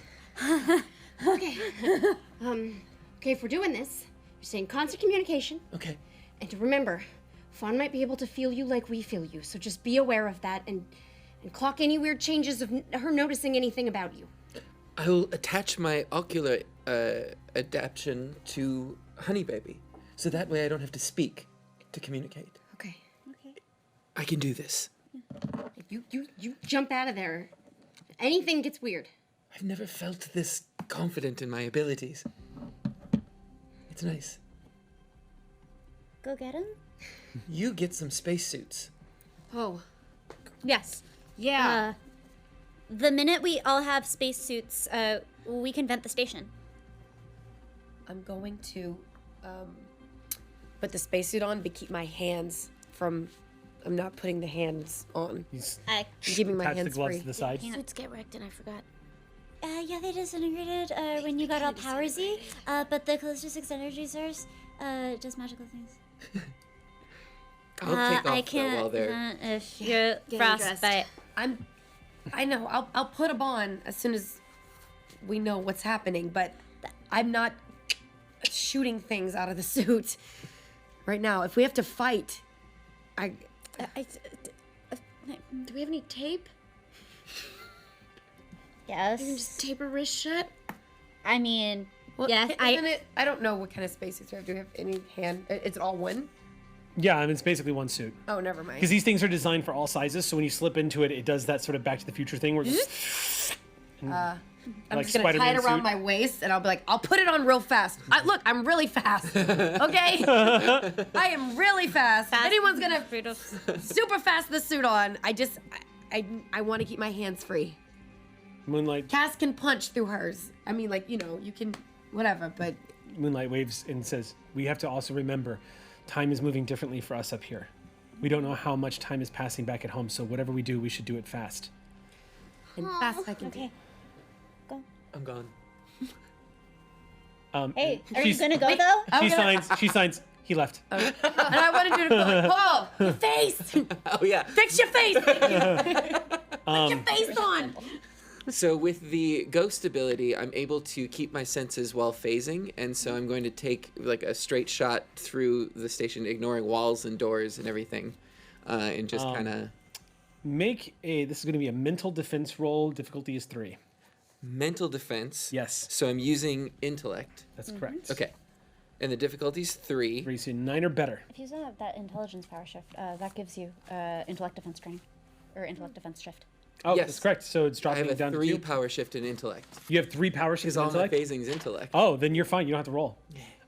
So the reason why I was having you roll is because as you're running through walls into different sections of the stations, you're literally hopping realities. Oh, God. Every room seems to manifest at a different point in time that the station was built. And at one point, as you're running through, you actually enter a section of the station that's being constructed by crews. And then you're through that wall and into a room where people are like pulling the blankets up to go to sleep or running an experiment, like, or one of those moments where people are getting torn apart. Like, it's it's like flipping through the channels at rapid speed, and it's a little maddening, but you manage to push through. The mental fortitude of like shoving yourself through these walls. You just keep focused on the task at hand. You will eventually make it towards the back end of the station. You run through the wall where Dr. Ree's lab was. He's not in there, but it is lit up, so it's a different period. You're not sure when. And as you pass through that wall, you get towards the back where you find yourself in a room with a small pile of bodies and a bunch of these mutant creatures standing over it. You recognize them instantly. And these tactical zero-G combat suits. They look like spacesuits as well, but they look like they're functioning differently. They look a little tighter, a little sleeker as they're attached, a little more advanced. And the weapons that they have on them look like they are highly advanced too. Your instinct is they can probably...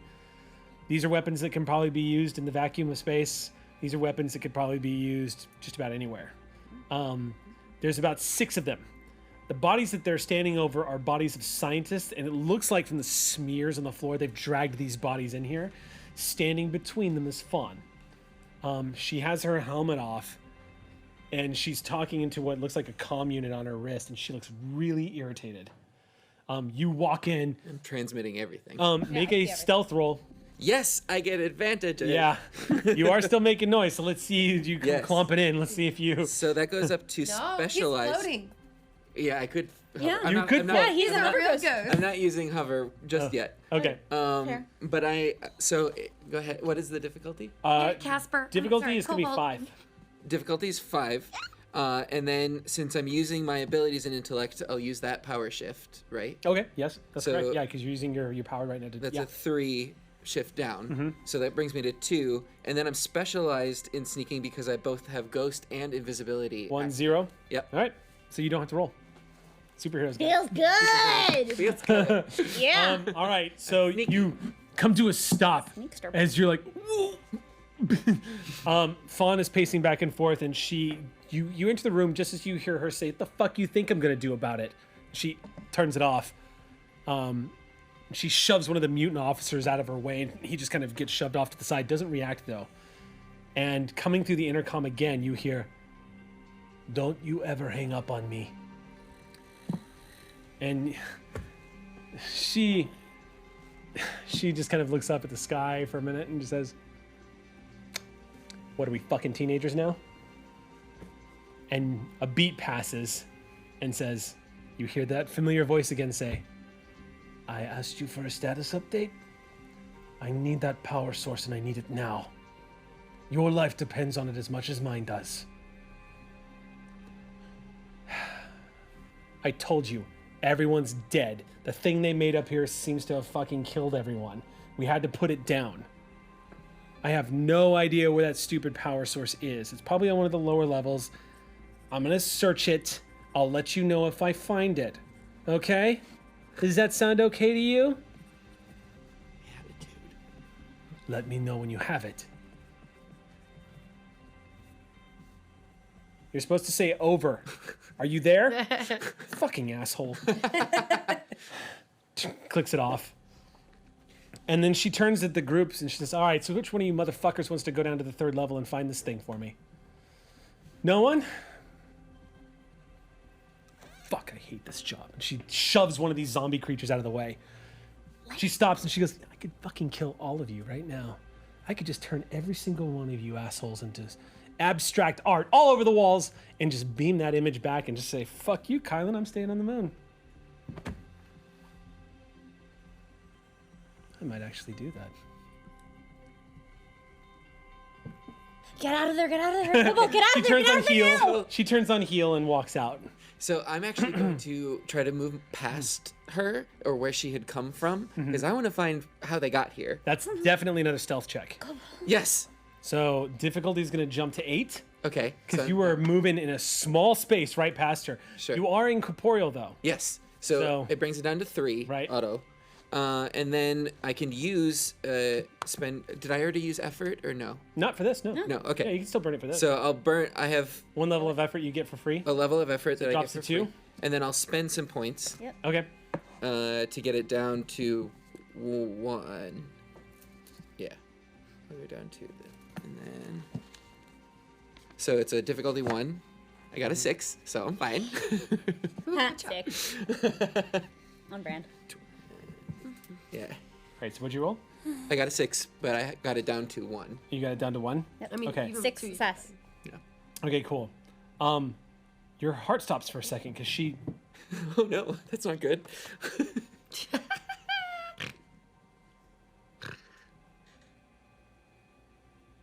She turns and looks back at the soldiers who stop and look at her. And you see she kind of just... and turns and starts to walk again. But what you notice is the sound in this place as she starts to walk begins to mute. Just goes... whoom. She stops making noise when she's walking on the plates and she starts looking around. I'll activate hover. You just... Yeah, it starts to occur to you, oh my god, she manipulates sound. And as you hear everything, like even the soldiers mute as she starts to walk. They were this heavy booted like brigade as they're walking through here. Now they are deathly quiet. And Fawn is just looking left and right as she makes her way down the hallway. The hallway, by the way, at the end of which is about halfway to it is going to be the elevator that takes down to the sublevels. And on the other side of that elevator, down the hallway even further, are all your friends. So it's she's kind of a walking crescent towards- shape, and she's going to the middle where she's going to take the elevator to go down. And that's where you're doing right now. So back at you guys. Oniko's rubbing her hands. Oniko. It's going to have to... Now that we're jumping back into the season, I'm going to have to remember that there is no Oniko. There is only Zool. All right, so Moonlight, she's swaying back and forth and rubbing her hands, and she's just... What are you thinking? She says, I have superpowers. I want to help. I don't know what to do. Stay alive. Please. And start playing. Did anybody bring cards? Taking you literally, Luma, she turns to Hops and says, let's play cards. Maybe later. At least we'll go on the way home. We might be able to calm down. Actually, yeah. You want? You unzip your spacesuit. Oh no, it's tied around my. Oh, you waist. tied it around your 'cause waist? I'm keeping my hand. Okay, you reach in the back, you find a deck of bicycle cards, pull those things out. These were the ones Anton and I were playing with, so. You hand it to her, she goes, I don't know how to play. Sorry. Sal and I only ever played chess and tic-tac-toe and Connect 4. Cobalt, no, get out of there! Oh yeah. Yeah. I'll teach you when we get home. This might not be the best time to play cards. Where are we? Y'all are still standing in what was originally the front door, and you're standing in front of the safe room. We're right outside the panic room. You're right outside the panic room. Right outside the panic Yeah, room? it's been about... Can we go in the panic room? I want to Sure. look for We some were ciphers in the that panic room panic. because we were picking. We were- Yeah, there we go. Would you like to search for Because we ciphers, are Gina going- DeVivo? I absolutely do. We are. Oh my we are God. busting through times. Are we using the cipher system today? Cabinets. Is this happening? Cabinets. Did my players just say, I want to search for ciphers? To be fair, Also- I very frequently look through the You code do. departments. Yes. You do. You are actually... Looks you are, for ciphers, makes inside checks. Gina DeVivo's working the system like it's her focus. I would say, let's get Moonlight on that too. Be like, that'll keep Moonlight Yeah. busy. Like, why don't you search the room with Luma? All right. Cipher. Well, cipher. I stand here and wait to attack something really, really fast. Cool. And I maintain internal continuity. Yep. I'm just gonna, like, Okay, here we go. something. Oh, very. All right. Those fun little ciphers. Ciphers. Please don't be another box. I got one in my So roll a pocket. d6. Okay. Oh wait, hold on. I'm using a Sutter's. Okay, so actually no. I'm sorry, Gina. Roll just this is a d100 roll. So Yes. 2d10. Oh, they just there. Yeah, no, these two. Oh. Oh, so close to nice. Okay. Yeah. 64. 64. I think you've rolled that one before. Dang it! Have I? I think you have. You have. has historically been You've a rolled this one bomb-related number. before. You get a bomb. You get a bomb. Is it a bomb? It's a black hole Did bomb. I get another singularity? So much death bomb. You to the moon. Okay, so roll a d100 again. Again? Yep. Okay. And then when you're done doing that, Roll those dice. They're full of bombs. roll it. No, you'll be happy with it. This is a good bomb. 73. 73. The bomb. This is a happy bomb. Then roll a d6 and add 2. Ooh, yeah. 5. This is a level 5 cipher.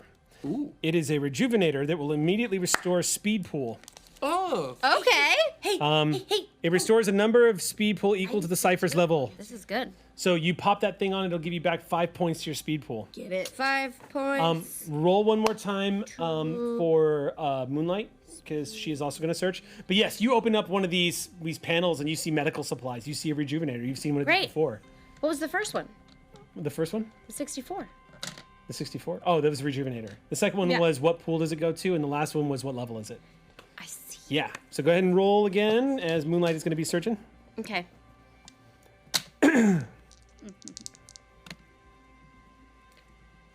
Another paralyzer. What is it? 20. 20. Okay. 20. Oh, interesting. You have not rolled this one before. I know. Interesting. This is for Moonlight, so I'm not even going to write this down. No, write it down. It's, I am? She's an NPC, so it is going to count as a cipher in the pool. Okay. She will have it, but why the hell is it not? Yeah, it should be alphabetical. What's going on here, guys?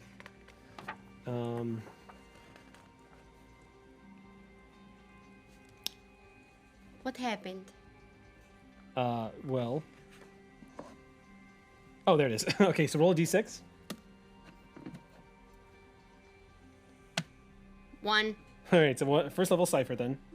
Oh, baby sucker. They are lenses that you attach to any ocular implant, or you can actually put them on glasses. But it's Eagle's Eye. It grants the ability to see 10 times farther than normal for 1 hour. That's awesome. That's pretty cool. 10 times? You basically gain eagle's sight. you have a sharper image. Boy. Sniper eyes is what I want to call it. While they're searching for ciphers, I'm gonna go up to Cass real quick. Moonlight gave this to me, and I'm probably not the most useful to have it, but I'm pretty sure that the only thing scarier than a Cass is like More than one. a lot of Casses. And I'm going to hand you the little it's a disc kind of thing. Yeah, it looks like what it does is it fits on the hand and becomes like a lattice work across the fingers. But you recognize this. This is Moonlight's mirror image. This is a life ago when Moonlight used this thing. Creates the multi-image form. Does it get burned out by uses? Or? It's an artifact, not a artifact. cipher. So it does get burned out by uses, but only on a roll. And that one's on a D100. Well, So that's good because I immediately turn it on. roll a d6. Oh boy. You gave me a cool toy. That cast. First of all, roll 1d. Roll a. I'm sorry, no, it's not a d100. It should be a d. It should be a d20. I think it's a d100. Yeah. That's entirely that is. Maybe your I turn call. it on later. Some of they're Whatever you anywhere want. from No, D4 to do it now. D100. I'm gonna say it's a d. I'm gonna say it's a What d20. is your descriptor? I'm gonna follow the normal artifact rules. I'm gonna say it's a d20. So go ahead and roll a d20. Don't that one. What'd you roll? 11. You're fine. The artifact turns on. So you were gonna say sorry. Roll 2d6. 11 of you now. You're welcome. Yeah, I know. Wait till I see this. Combined total of 5. Okay, 5 images. So, looking through cabinet, there's definitely chaos happening behind me. You get a cat. You get a cat. Can we all talk? Well, they're What not. happens if I talk? If you talk, they mirror. They're perfectly mirroring everything you do. 5 Casses go, Luma, look! Oh my gosh, there's so many of you. Why is there so many? Lazy, thank you, this is so cool! Ah! And they're all bouncing around like a bunch Moonlight of looks back over her shoulder and just kind of turns back and keeps searching. I just walk up and just slowly. Can I Are they all There's a ripple corporeal? effect. You definitely feel some resistance when you touch it, but your hand does push into it. It's almost like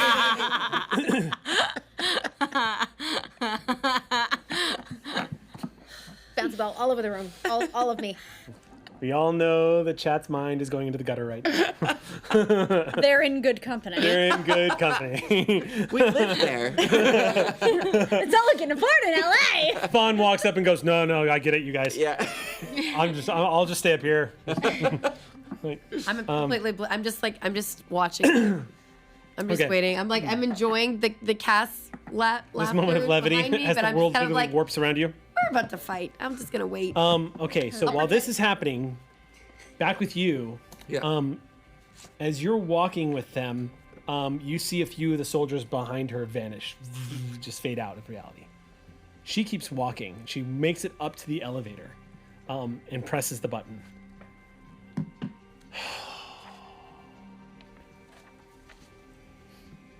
I'm gonna ping Lacey. Yeah. Just a Subvocal. yeah. Roll. Roll Roll a d20. Mm-hmm. It's a 16. 16. Okay. The vibrations of your vocal cords are not picked up by her. Okay. Oh my gosh. But even as you go subvocal, you see her. You think she might be reacting to you, but she kind of glances around. It's one of those opaque moments where you're not sure if she's playing it off or she didn't hear it all. But she kind of shifts. You've got contact with Lacey. I've just been saying elevator, elevator, elevator. I see it. Thank you. Okay. So We're getting close. we know where Fawn is. Oh, Are you ready? And you ready? And you ready? And you ready? we all turn to you. Where do we go? There's an elevator this way. Hey, do I break reality if I punch someone from the past? I would we're- rather have that problem than you get Yep. the robot done. Just jazz hands. I look down at the suit and back up at you. I'll be fast. If there's no atmosphere, then there's no medium for the sound to carry, and she can't spot us. So if we all have our suits on, then we can just vent the station, and then hopefully she can't hurt us. But if you have it off, then you would get space bite, and you die. Vacuum sucks. Yes. Suit up, Pop. Let's do this. Are we venting the station right now? I think I'm that's just the plan. saying, if something happens I think that's the plan, though. right now from this room. Oh, okay. Maybe tell them to be a little quieter. I can hear them. What? I don't have subvocals. So, I mean, seriously, you didn't hear Cass because there was Bounce, five bounce, of bounce, them. bounce, I bounce, bounce, bounce. refuse. Gummy bears all over this room. I refuse to go through a game session without a GM intrusion. So, Okay. Is that what's happening right now? yes, I'm going on to throw a who? GM intrusion. It's on Xander. Oh. Yep. Okay. So, I am offering a GM intrusion here. Yes, I will take it. All right, you take it. Yep. Get your 2 Attaboy. XP. Huh? Get your 2 XP and give one to somebody else. Here you are. Just so the audience knows, I've implemented a few new rules for this latest season because of the power levels. Everyone can only spend, per game session, 2 XP each for rerolls, which is still pretty good. Yes, what's up? So to be clear, in order to respond to our power levels, you're encouraging us to hold on to XP so we can further upgrade ourselves and thereby our power levels. You'll feel differently when I throw the monsters I had planned for you this season.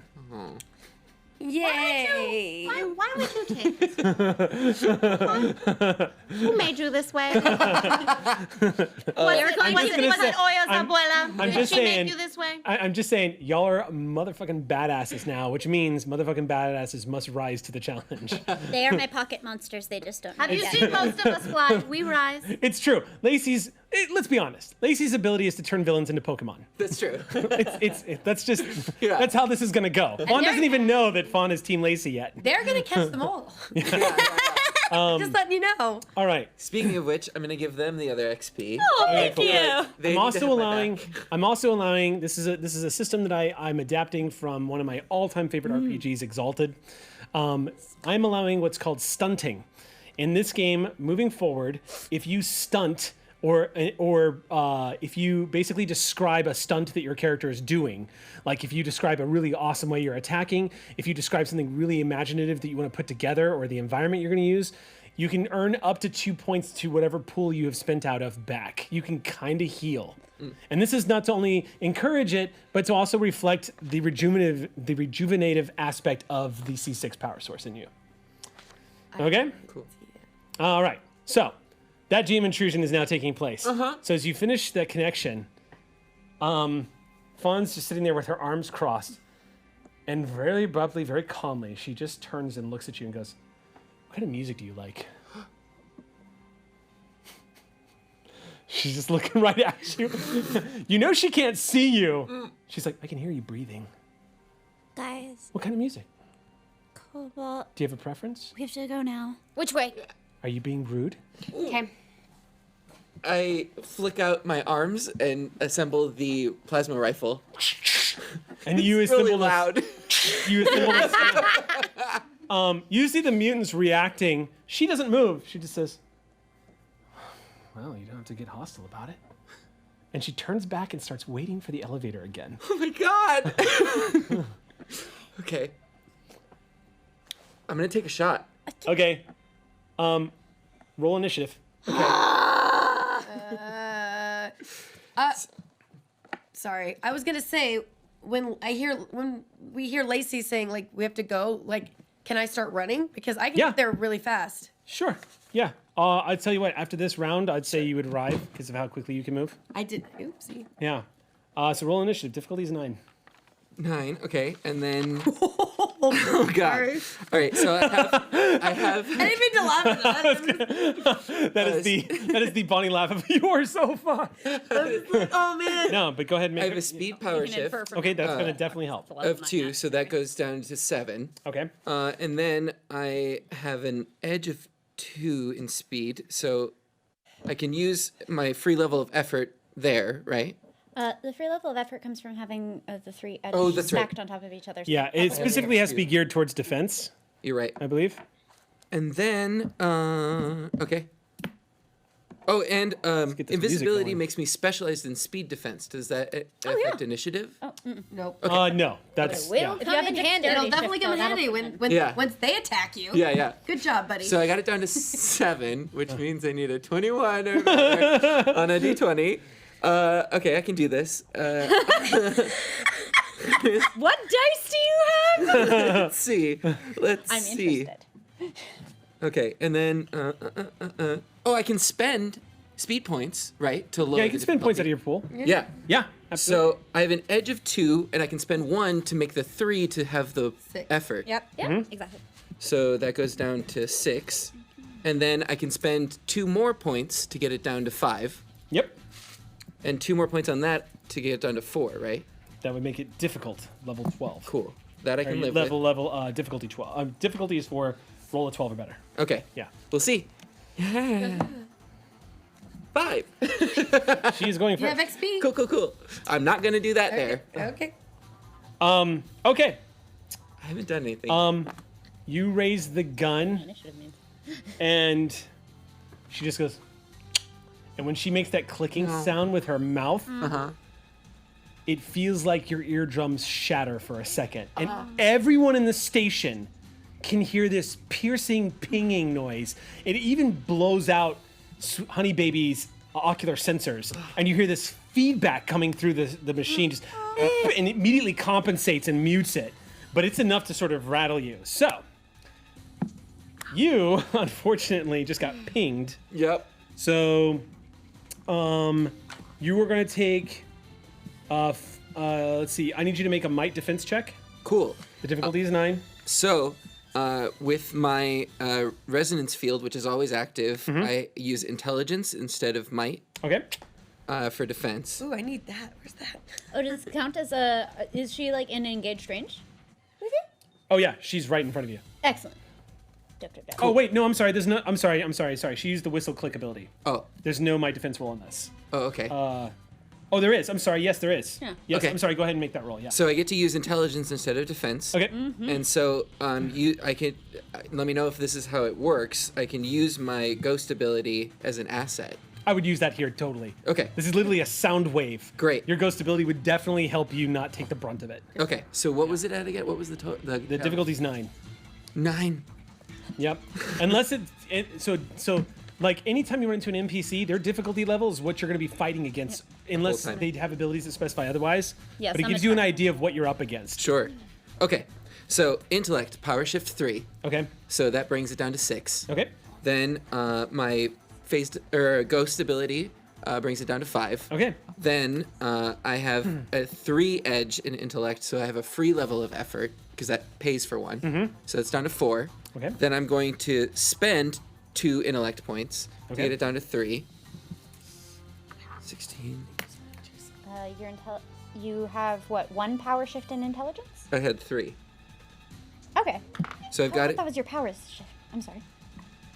Wait, maybe I did it wrong? I don't know. Okay. I don't know. Well, I'm down to I'm not the boss 4. here. Okay. Make your roll. You need a 12 or better. Right? Please, Rob. 15! Suck it, fun! You are not going to be knocked prone. Right, but But I'll you are still- going to take 5 points of damage to both your might and your intellect. Okay. 5 both or 5 total both. spread? Okay. Oh god, this Yes. is the worst Yikes. saver half ever, y'all. That sound wave rattles you to your core, pierces your eardrums. You feel your bones rumble inside of your skin. And if you were made of glass, that's the only way I could really describe what it would feel like. Like you just got bing, you grabbing at your head, and she slowly turns and looks. Since you're not prone, she's not going to very casually take the gun out of your hands and try to kill you. But instead, she turns to face you now. That's that round. As she turns and faces you, you see her reacting, hearing Hops coming. And she starts to turn as you see Hops moving faster than you've ever seen her move.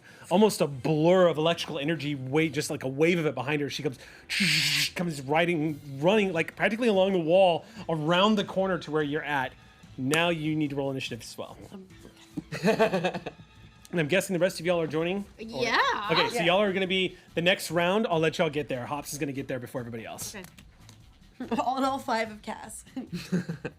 Okay. I'm specialized in initiatives. So. Okay. What's the 9 to 7. The difficulty for her is 9. The difficulty for the mutant soldiers. Do I get advantage because I'm so fast and surprising? You do not. Huh? You do not. She heard You only get Oh, get your assets and everything else that's given to you. But I'm faster than the speed of sound. That's how you got there so fast. That's true. I definitely didn't use my thing yet. Difficulty is 6 on the soldiers. Which is good. This is initiative, right? So not attack yet. That's correct. Just Frickin' need you to roll your initiative. I know. So I'm getting it down from a 9 to a 7. Okay. And then I'm definitely spending, what do I spend for this? Intellect?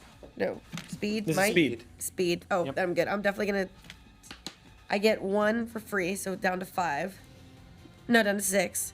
Then I'm going to spend Yep. to get it down to, I'm gonna spend a lot to get it down to level 4 Okay. and do what you did. And just hope it did. You need a 12 or better. I do too. 20! Sorry, I stood up. So fast! First 20 of the season. Yay! May it be far from the last. Yeah. So, I will give you a minor effect on this initiative roll if you, or now actually it's a major effect if you want that on an initiative roll. I do. I want all the things. First off, just a quick question. What's up? Quick pro quo. Maybe insight. Maybe I'll use insight to get this. If I shoot electricity down the hall, will I go through Cobalt? So insight is an action, Oh right. but since you rolled a 20, I will let that be your major effect if you want to insight it real quick and use that as I'll give you the action of insight. So if you want to burn, because otherwise you would just get your one action and your move. You're just You know what I'm asking a saying? DM question, right? Right. Yeah. Yeah, I think I'm confused about the layout because I feel like I'm here, she's at the near the elevator, and everyone else is like over here. So, so think of the station as like a crescent, right? Yeah. Y'all are standing in front of this elevator door. Hops has come running around this bend at full speed, has made eye contact. She wants to know if she can use on her action electricity to shock her. Isn't that Right. correct? Yeah. You're standing next to her. And I'm in the line of fire. You're currently in engaged range. We know that because That's you used correct. the resonance field. Therefore, anything Got it. shock. It's a lot more. This is a lot more flexible than Sure. than the tactical moves of like D&D Yeah. per se. So I was you're, just picturing it wrong in my mind. you'll be all right. No, I was also there with you. Either that, So what you doing? because I was going to initiate one of my new abilities, which is bolts of lightning, but because there's no, I don't know how close the mutants are either. They're standing within feet of her. Oh, wonderful! Then I am going to use that Cobalt. I am so sorry. It's okay. Because I'm going to use bolts of. This is something that Hops did not know that she could do yet, but it's gonna happen. I would like to initiate bolts of lightning, which means I'm gonna be shooting out a huge blast of lightning, and it's going to have a width of 50 feet, meaning it's going to take up the entire. 50 feet. Yeah. Oh yeah. It's basically like a wall of lightning. So please be invisible and phased. Okay. But because that should hit all of them. Yeah. That'll definitely hit all of You them. know, That's going to hit every single one of them. It's definitely gonna put Cobalt in danger. It's gonna just Oh, it's is gonna it? Oh, it's okay. 50 It's okay. foot. Yeah. Well, yeah, but I'm Cobalt- thinking The like question is about phase state, I'm not thinking if location. it's gonna face through him. That's you don't know. If you want it now, if you want to burn your action that you got for the major effect for an Right. insight check, I can give that to you. Okay. Or you know what we could do? But Wow, let's do this. You rolled a 20. either got a that, major- either that I was gonna use. Hold on. Oh, sorry. You rolled a 20, so you got a major effect. Right. What I'll let you do, so that major effect doesn't go to waste, I'll let you make Cobalt not a target in this area of effect attack. Okay. I'll give that to you, since Okay. you got this major effect power. And that can keep us moving. Okay. Okay. Let's do it. Okay, so go ahead and make your attack. Yes. Boom. I did it. Okay. No. So I assuming a roll. Oh.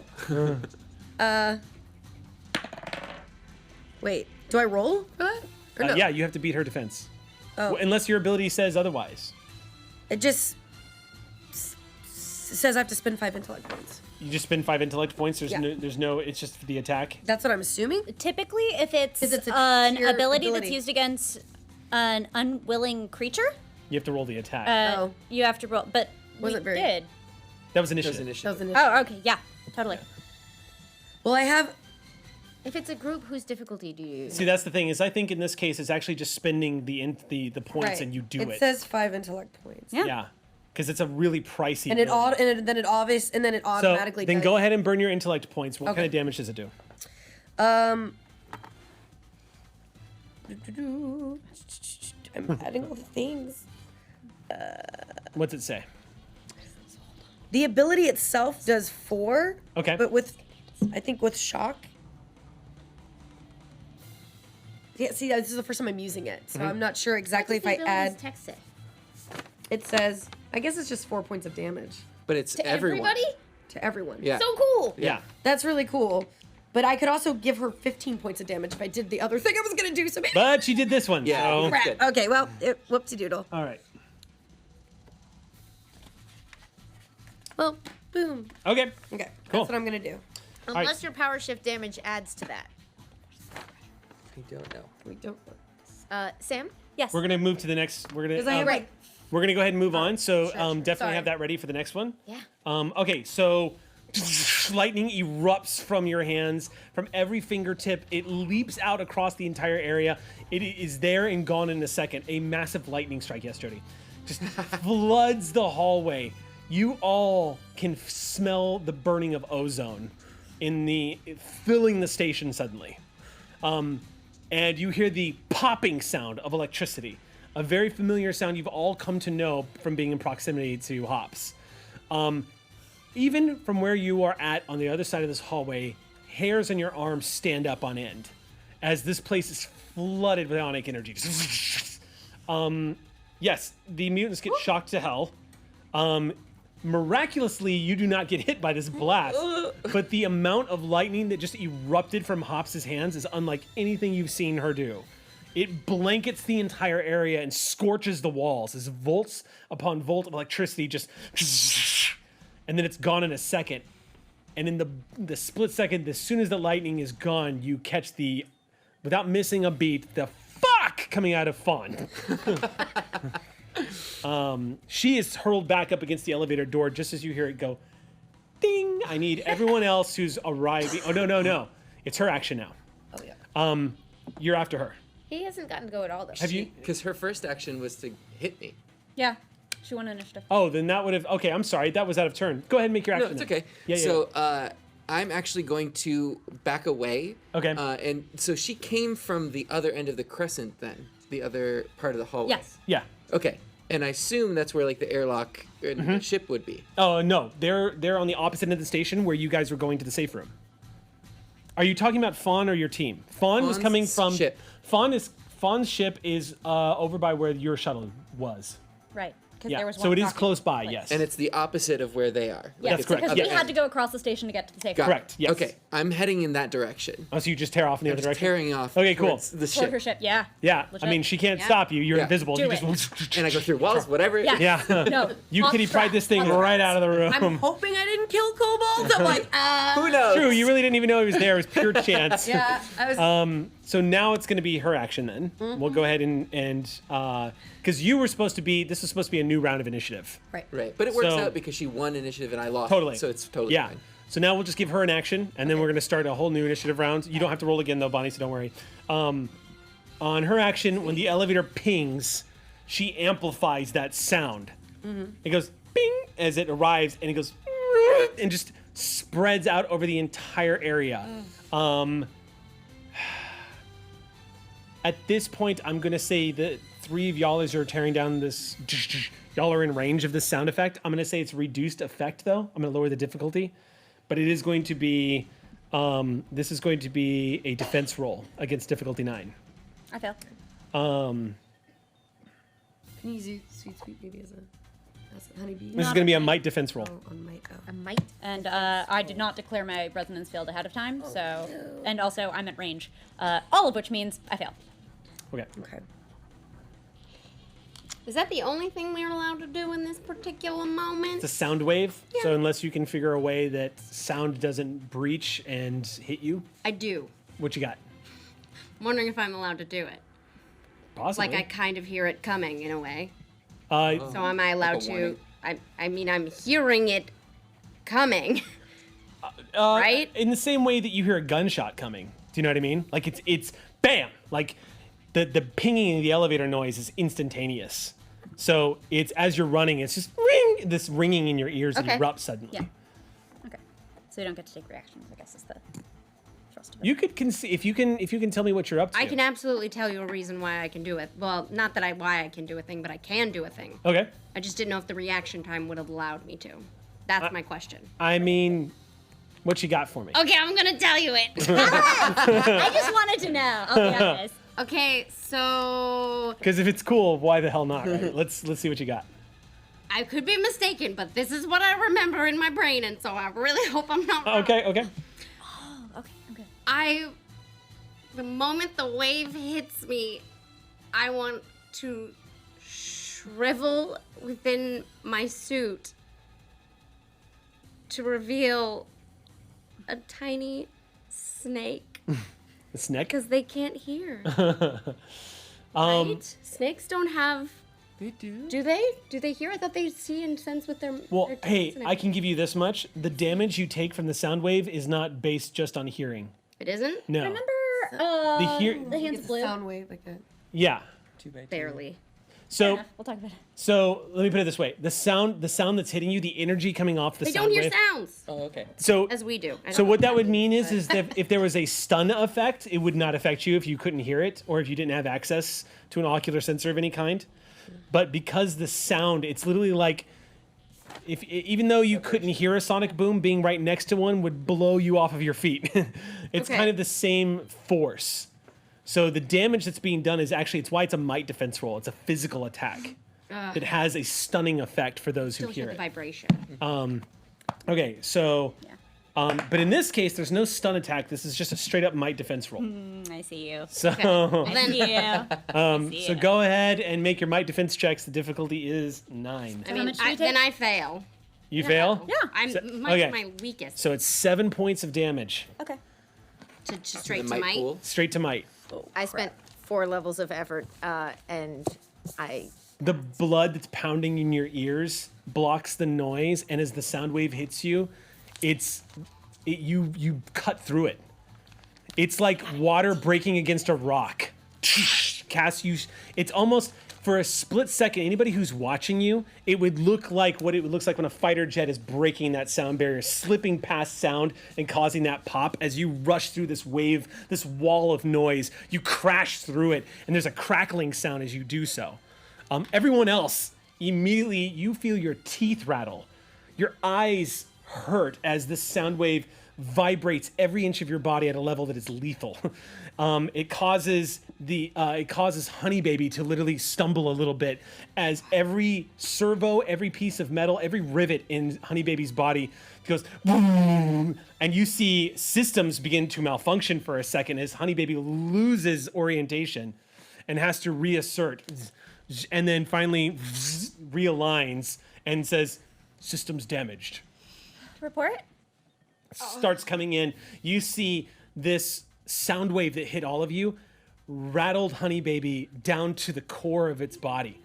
It's taking them for a second, but there is actual physical damage done to all the soft parts of Honey Baby underneath all the armor. And you ain't feeling too hot either, Lacey. Like that sound wave really did a trick. Now it is a new round. But wait, what was my difficulty?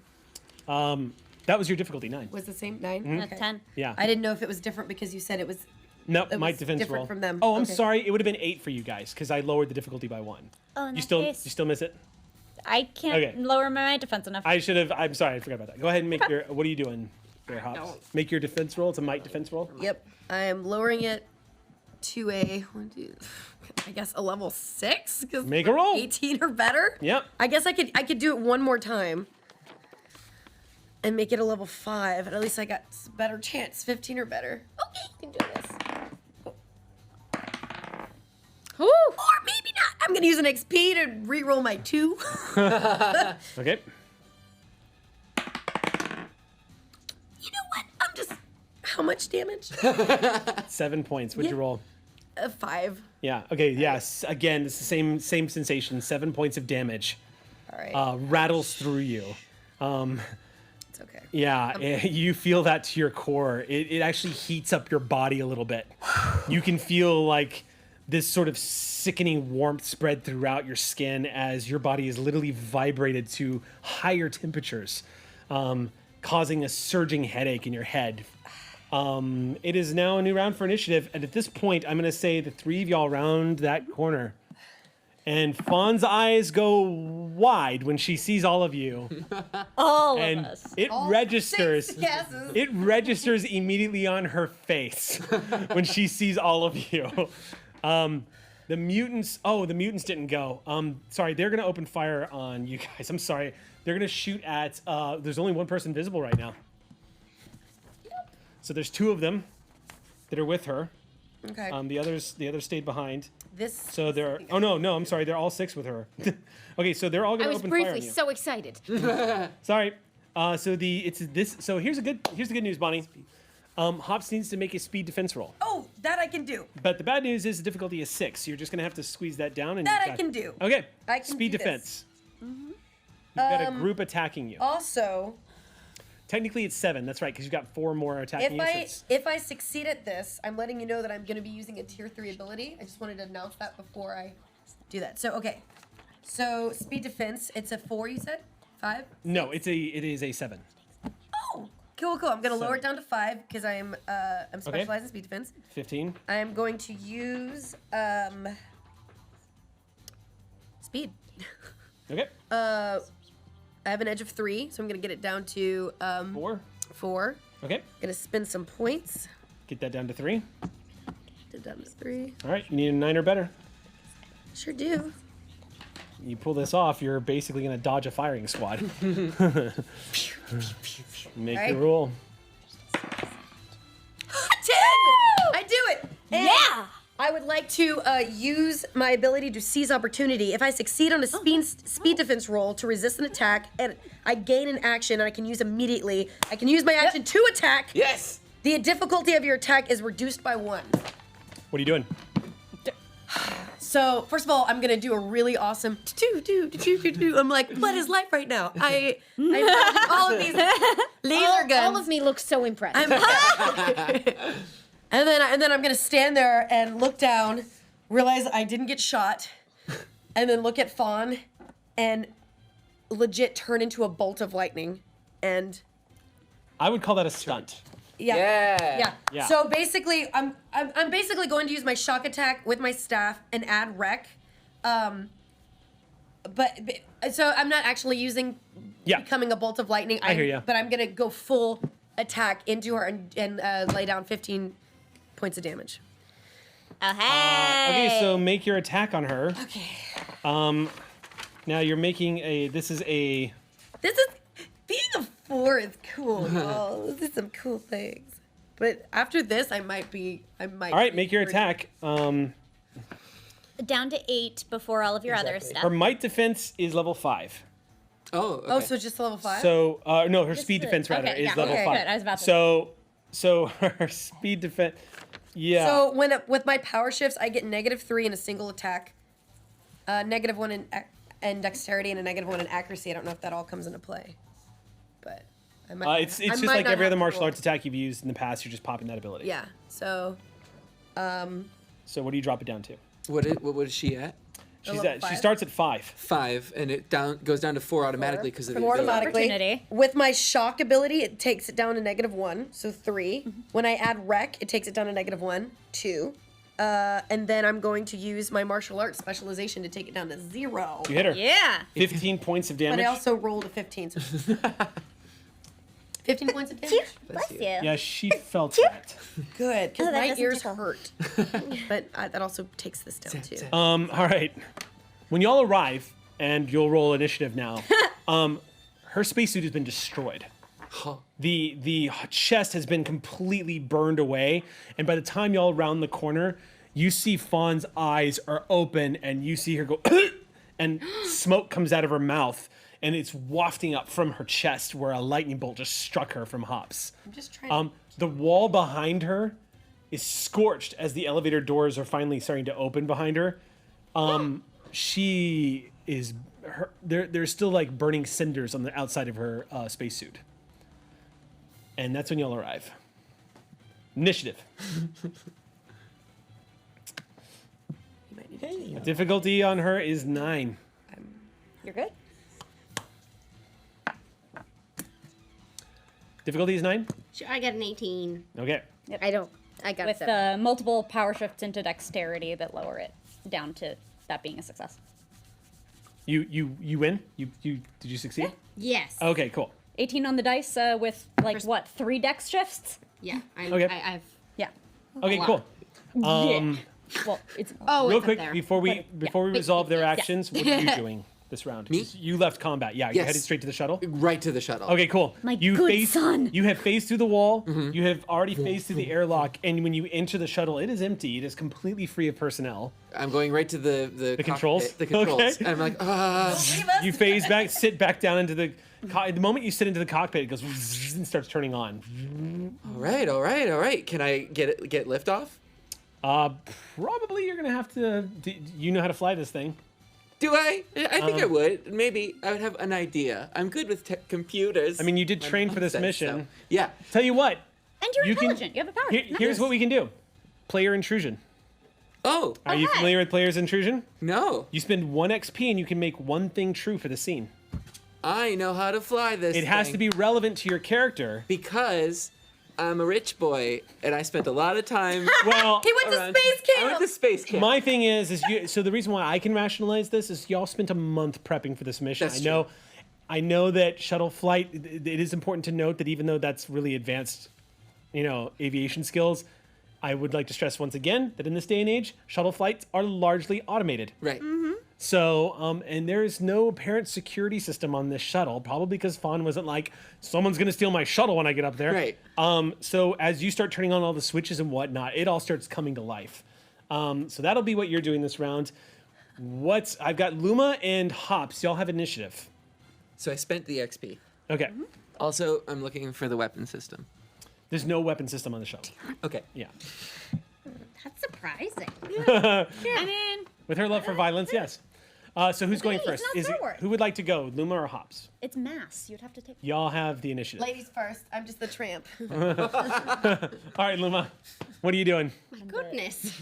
I'm also like I'm a little winded. There are six. Okay. There are 6 mutants in this room that are smoking, and Oh, right. she also looks quite messed up. Yeah. She's got a nice column of steam coming off of her chest.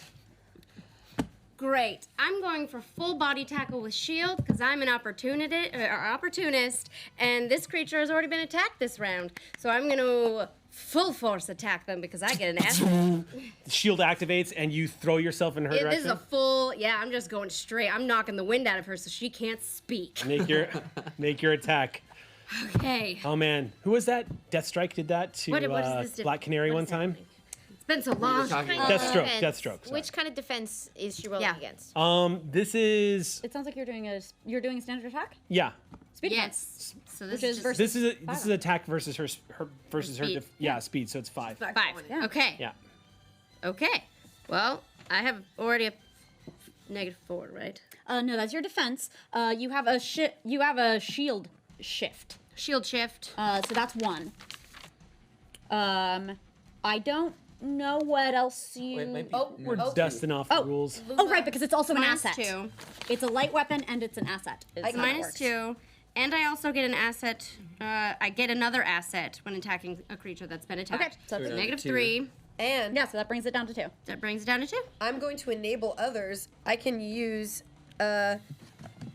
helping to provide a benefit to another character attempting a physical task, and it's no action on my part. I just go aim for the throat. Or something. So that's down to 1. I hear you say aim for the throat, and I tilt my shield a little bit to fucking right there in the front. Make your roll.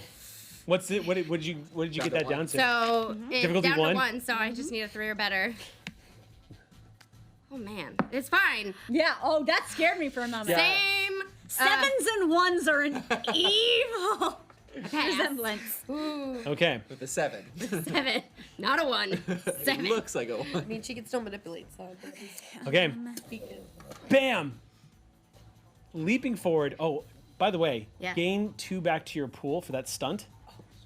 Oh, To your good. I need speed it. stool. Yeah. Oh, good. So, Gina, I'm going to give you a point back to your pool as well. Okay. If you have any spent, so take I it do. back to your speed pool.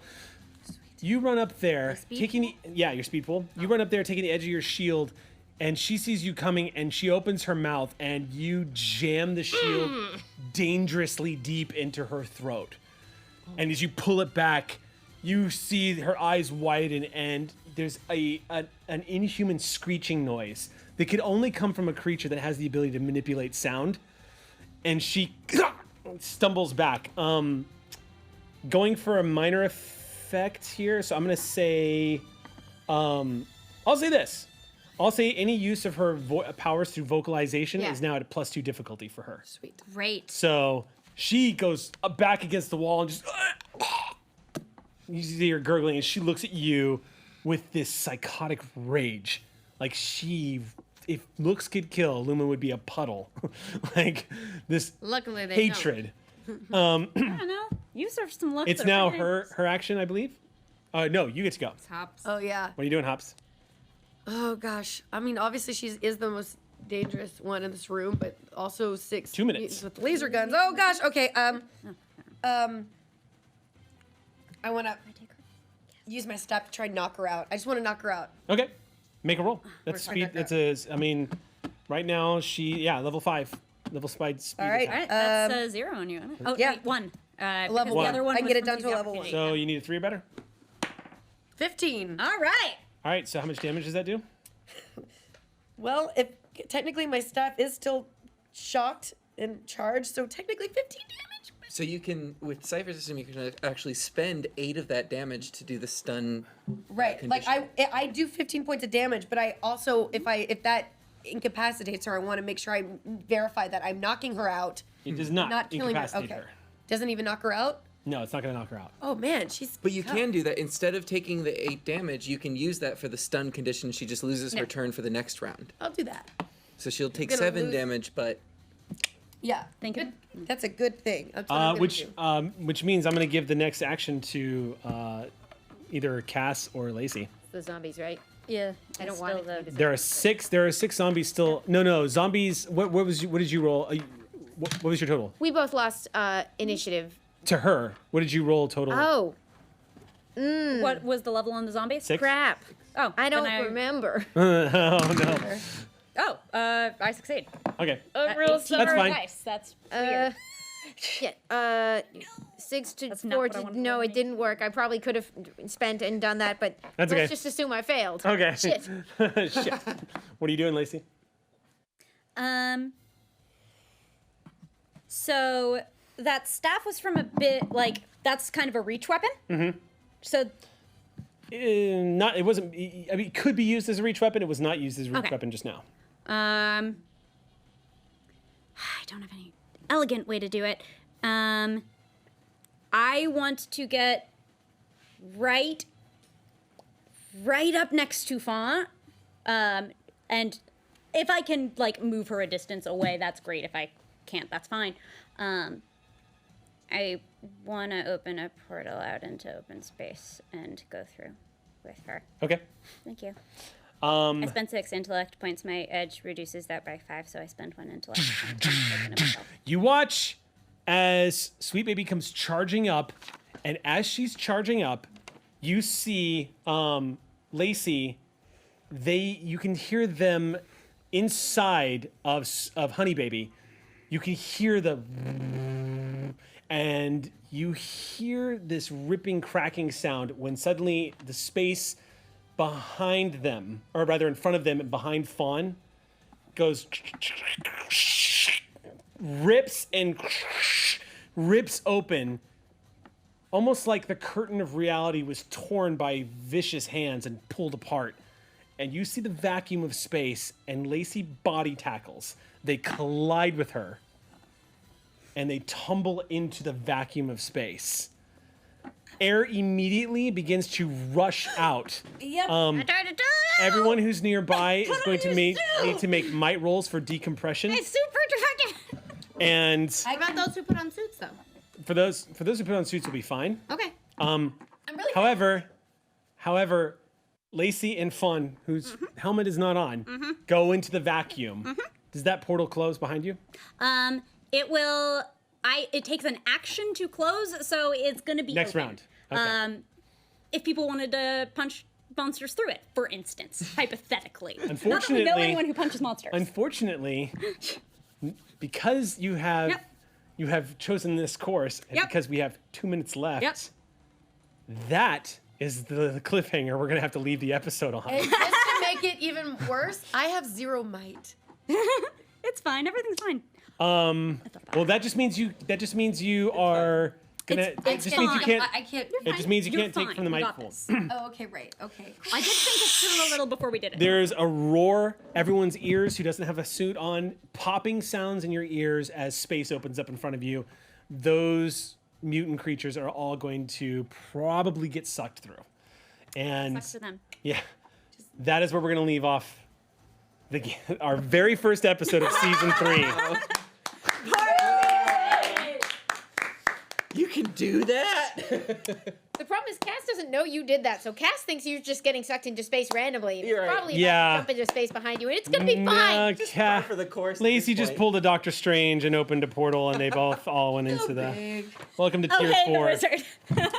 Welcome to tier 4. Wow. So I like tier 4. we will continue on this crazy journey next Friday night. Oh my goodness. Yeah. I can't wait to see how that ends. I did not see that coming, but how about that throat punch? Yeah, there That you was go. pretty cool. That was pretty cool. All right. Yeah. Well done, everybody. Let's go ahead and do this now. You searched for ciphers. You explored. You found out a ton of information. I'm gonna go ahead and award everybody 3 XP. Ooh, wow. Yep. Thank you. Because you searched for ciphers and discovered ciphers. So that's 1 XP. Then you uncovered a lot of information from our resident alien who's taken up here. So that's another XP. Yes. And then I'm giving you an XP because you all fought in combat, but which Cypher doesn't normally reward, but because you did it creatively and because Xander Cobalt sought a way through to hijack that shuttle, you're looking for an alternative. I'm going to give an XP for that. Yeah. So 3 XP across the board for everybody. Sweet. Yeah, so Cobalt, so Xander, hopefully you'll be back with us again soon. Yeah, who knows? We'll see. Who knows, yeah. Getaway driver. I am. Get in the car. Yeah, so so thank you guys so much for showing up for our first episode of the 3rd season. It's pretty wild. Let's next week we will have Oya and Anton back. Hopefully. With my emotions. Hey, I don't know. Stakes go up. We're in season 3. I don't know what's gonna happen, but anyway, thank you guys so much. Definitely stay tuned. Of course, we've got a huge array of awesome shows coming up today for International Tabletop Day. Of course, Vampire is going to be tonight's. We are going to have the marathon of Relics and Rarities, and that's tomorrow. Is that correct? Yeah. Yep, all day. Yeah. So definitely stay tuned for that. And happy Pride, everybody! Thank you so much for joining us back on Callisto 6 Returns. It definitely lives. Thanks to all of you. Thank you so much, and we will catch you next Friday. Stay whimsical until then, please.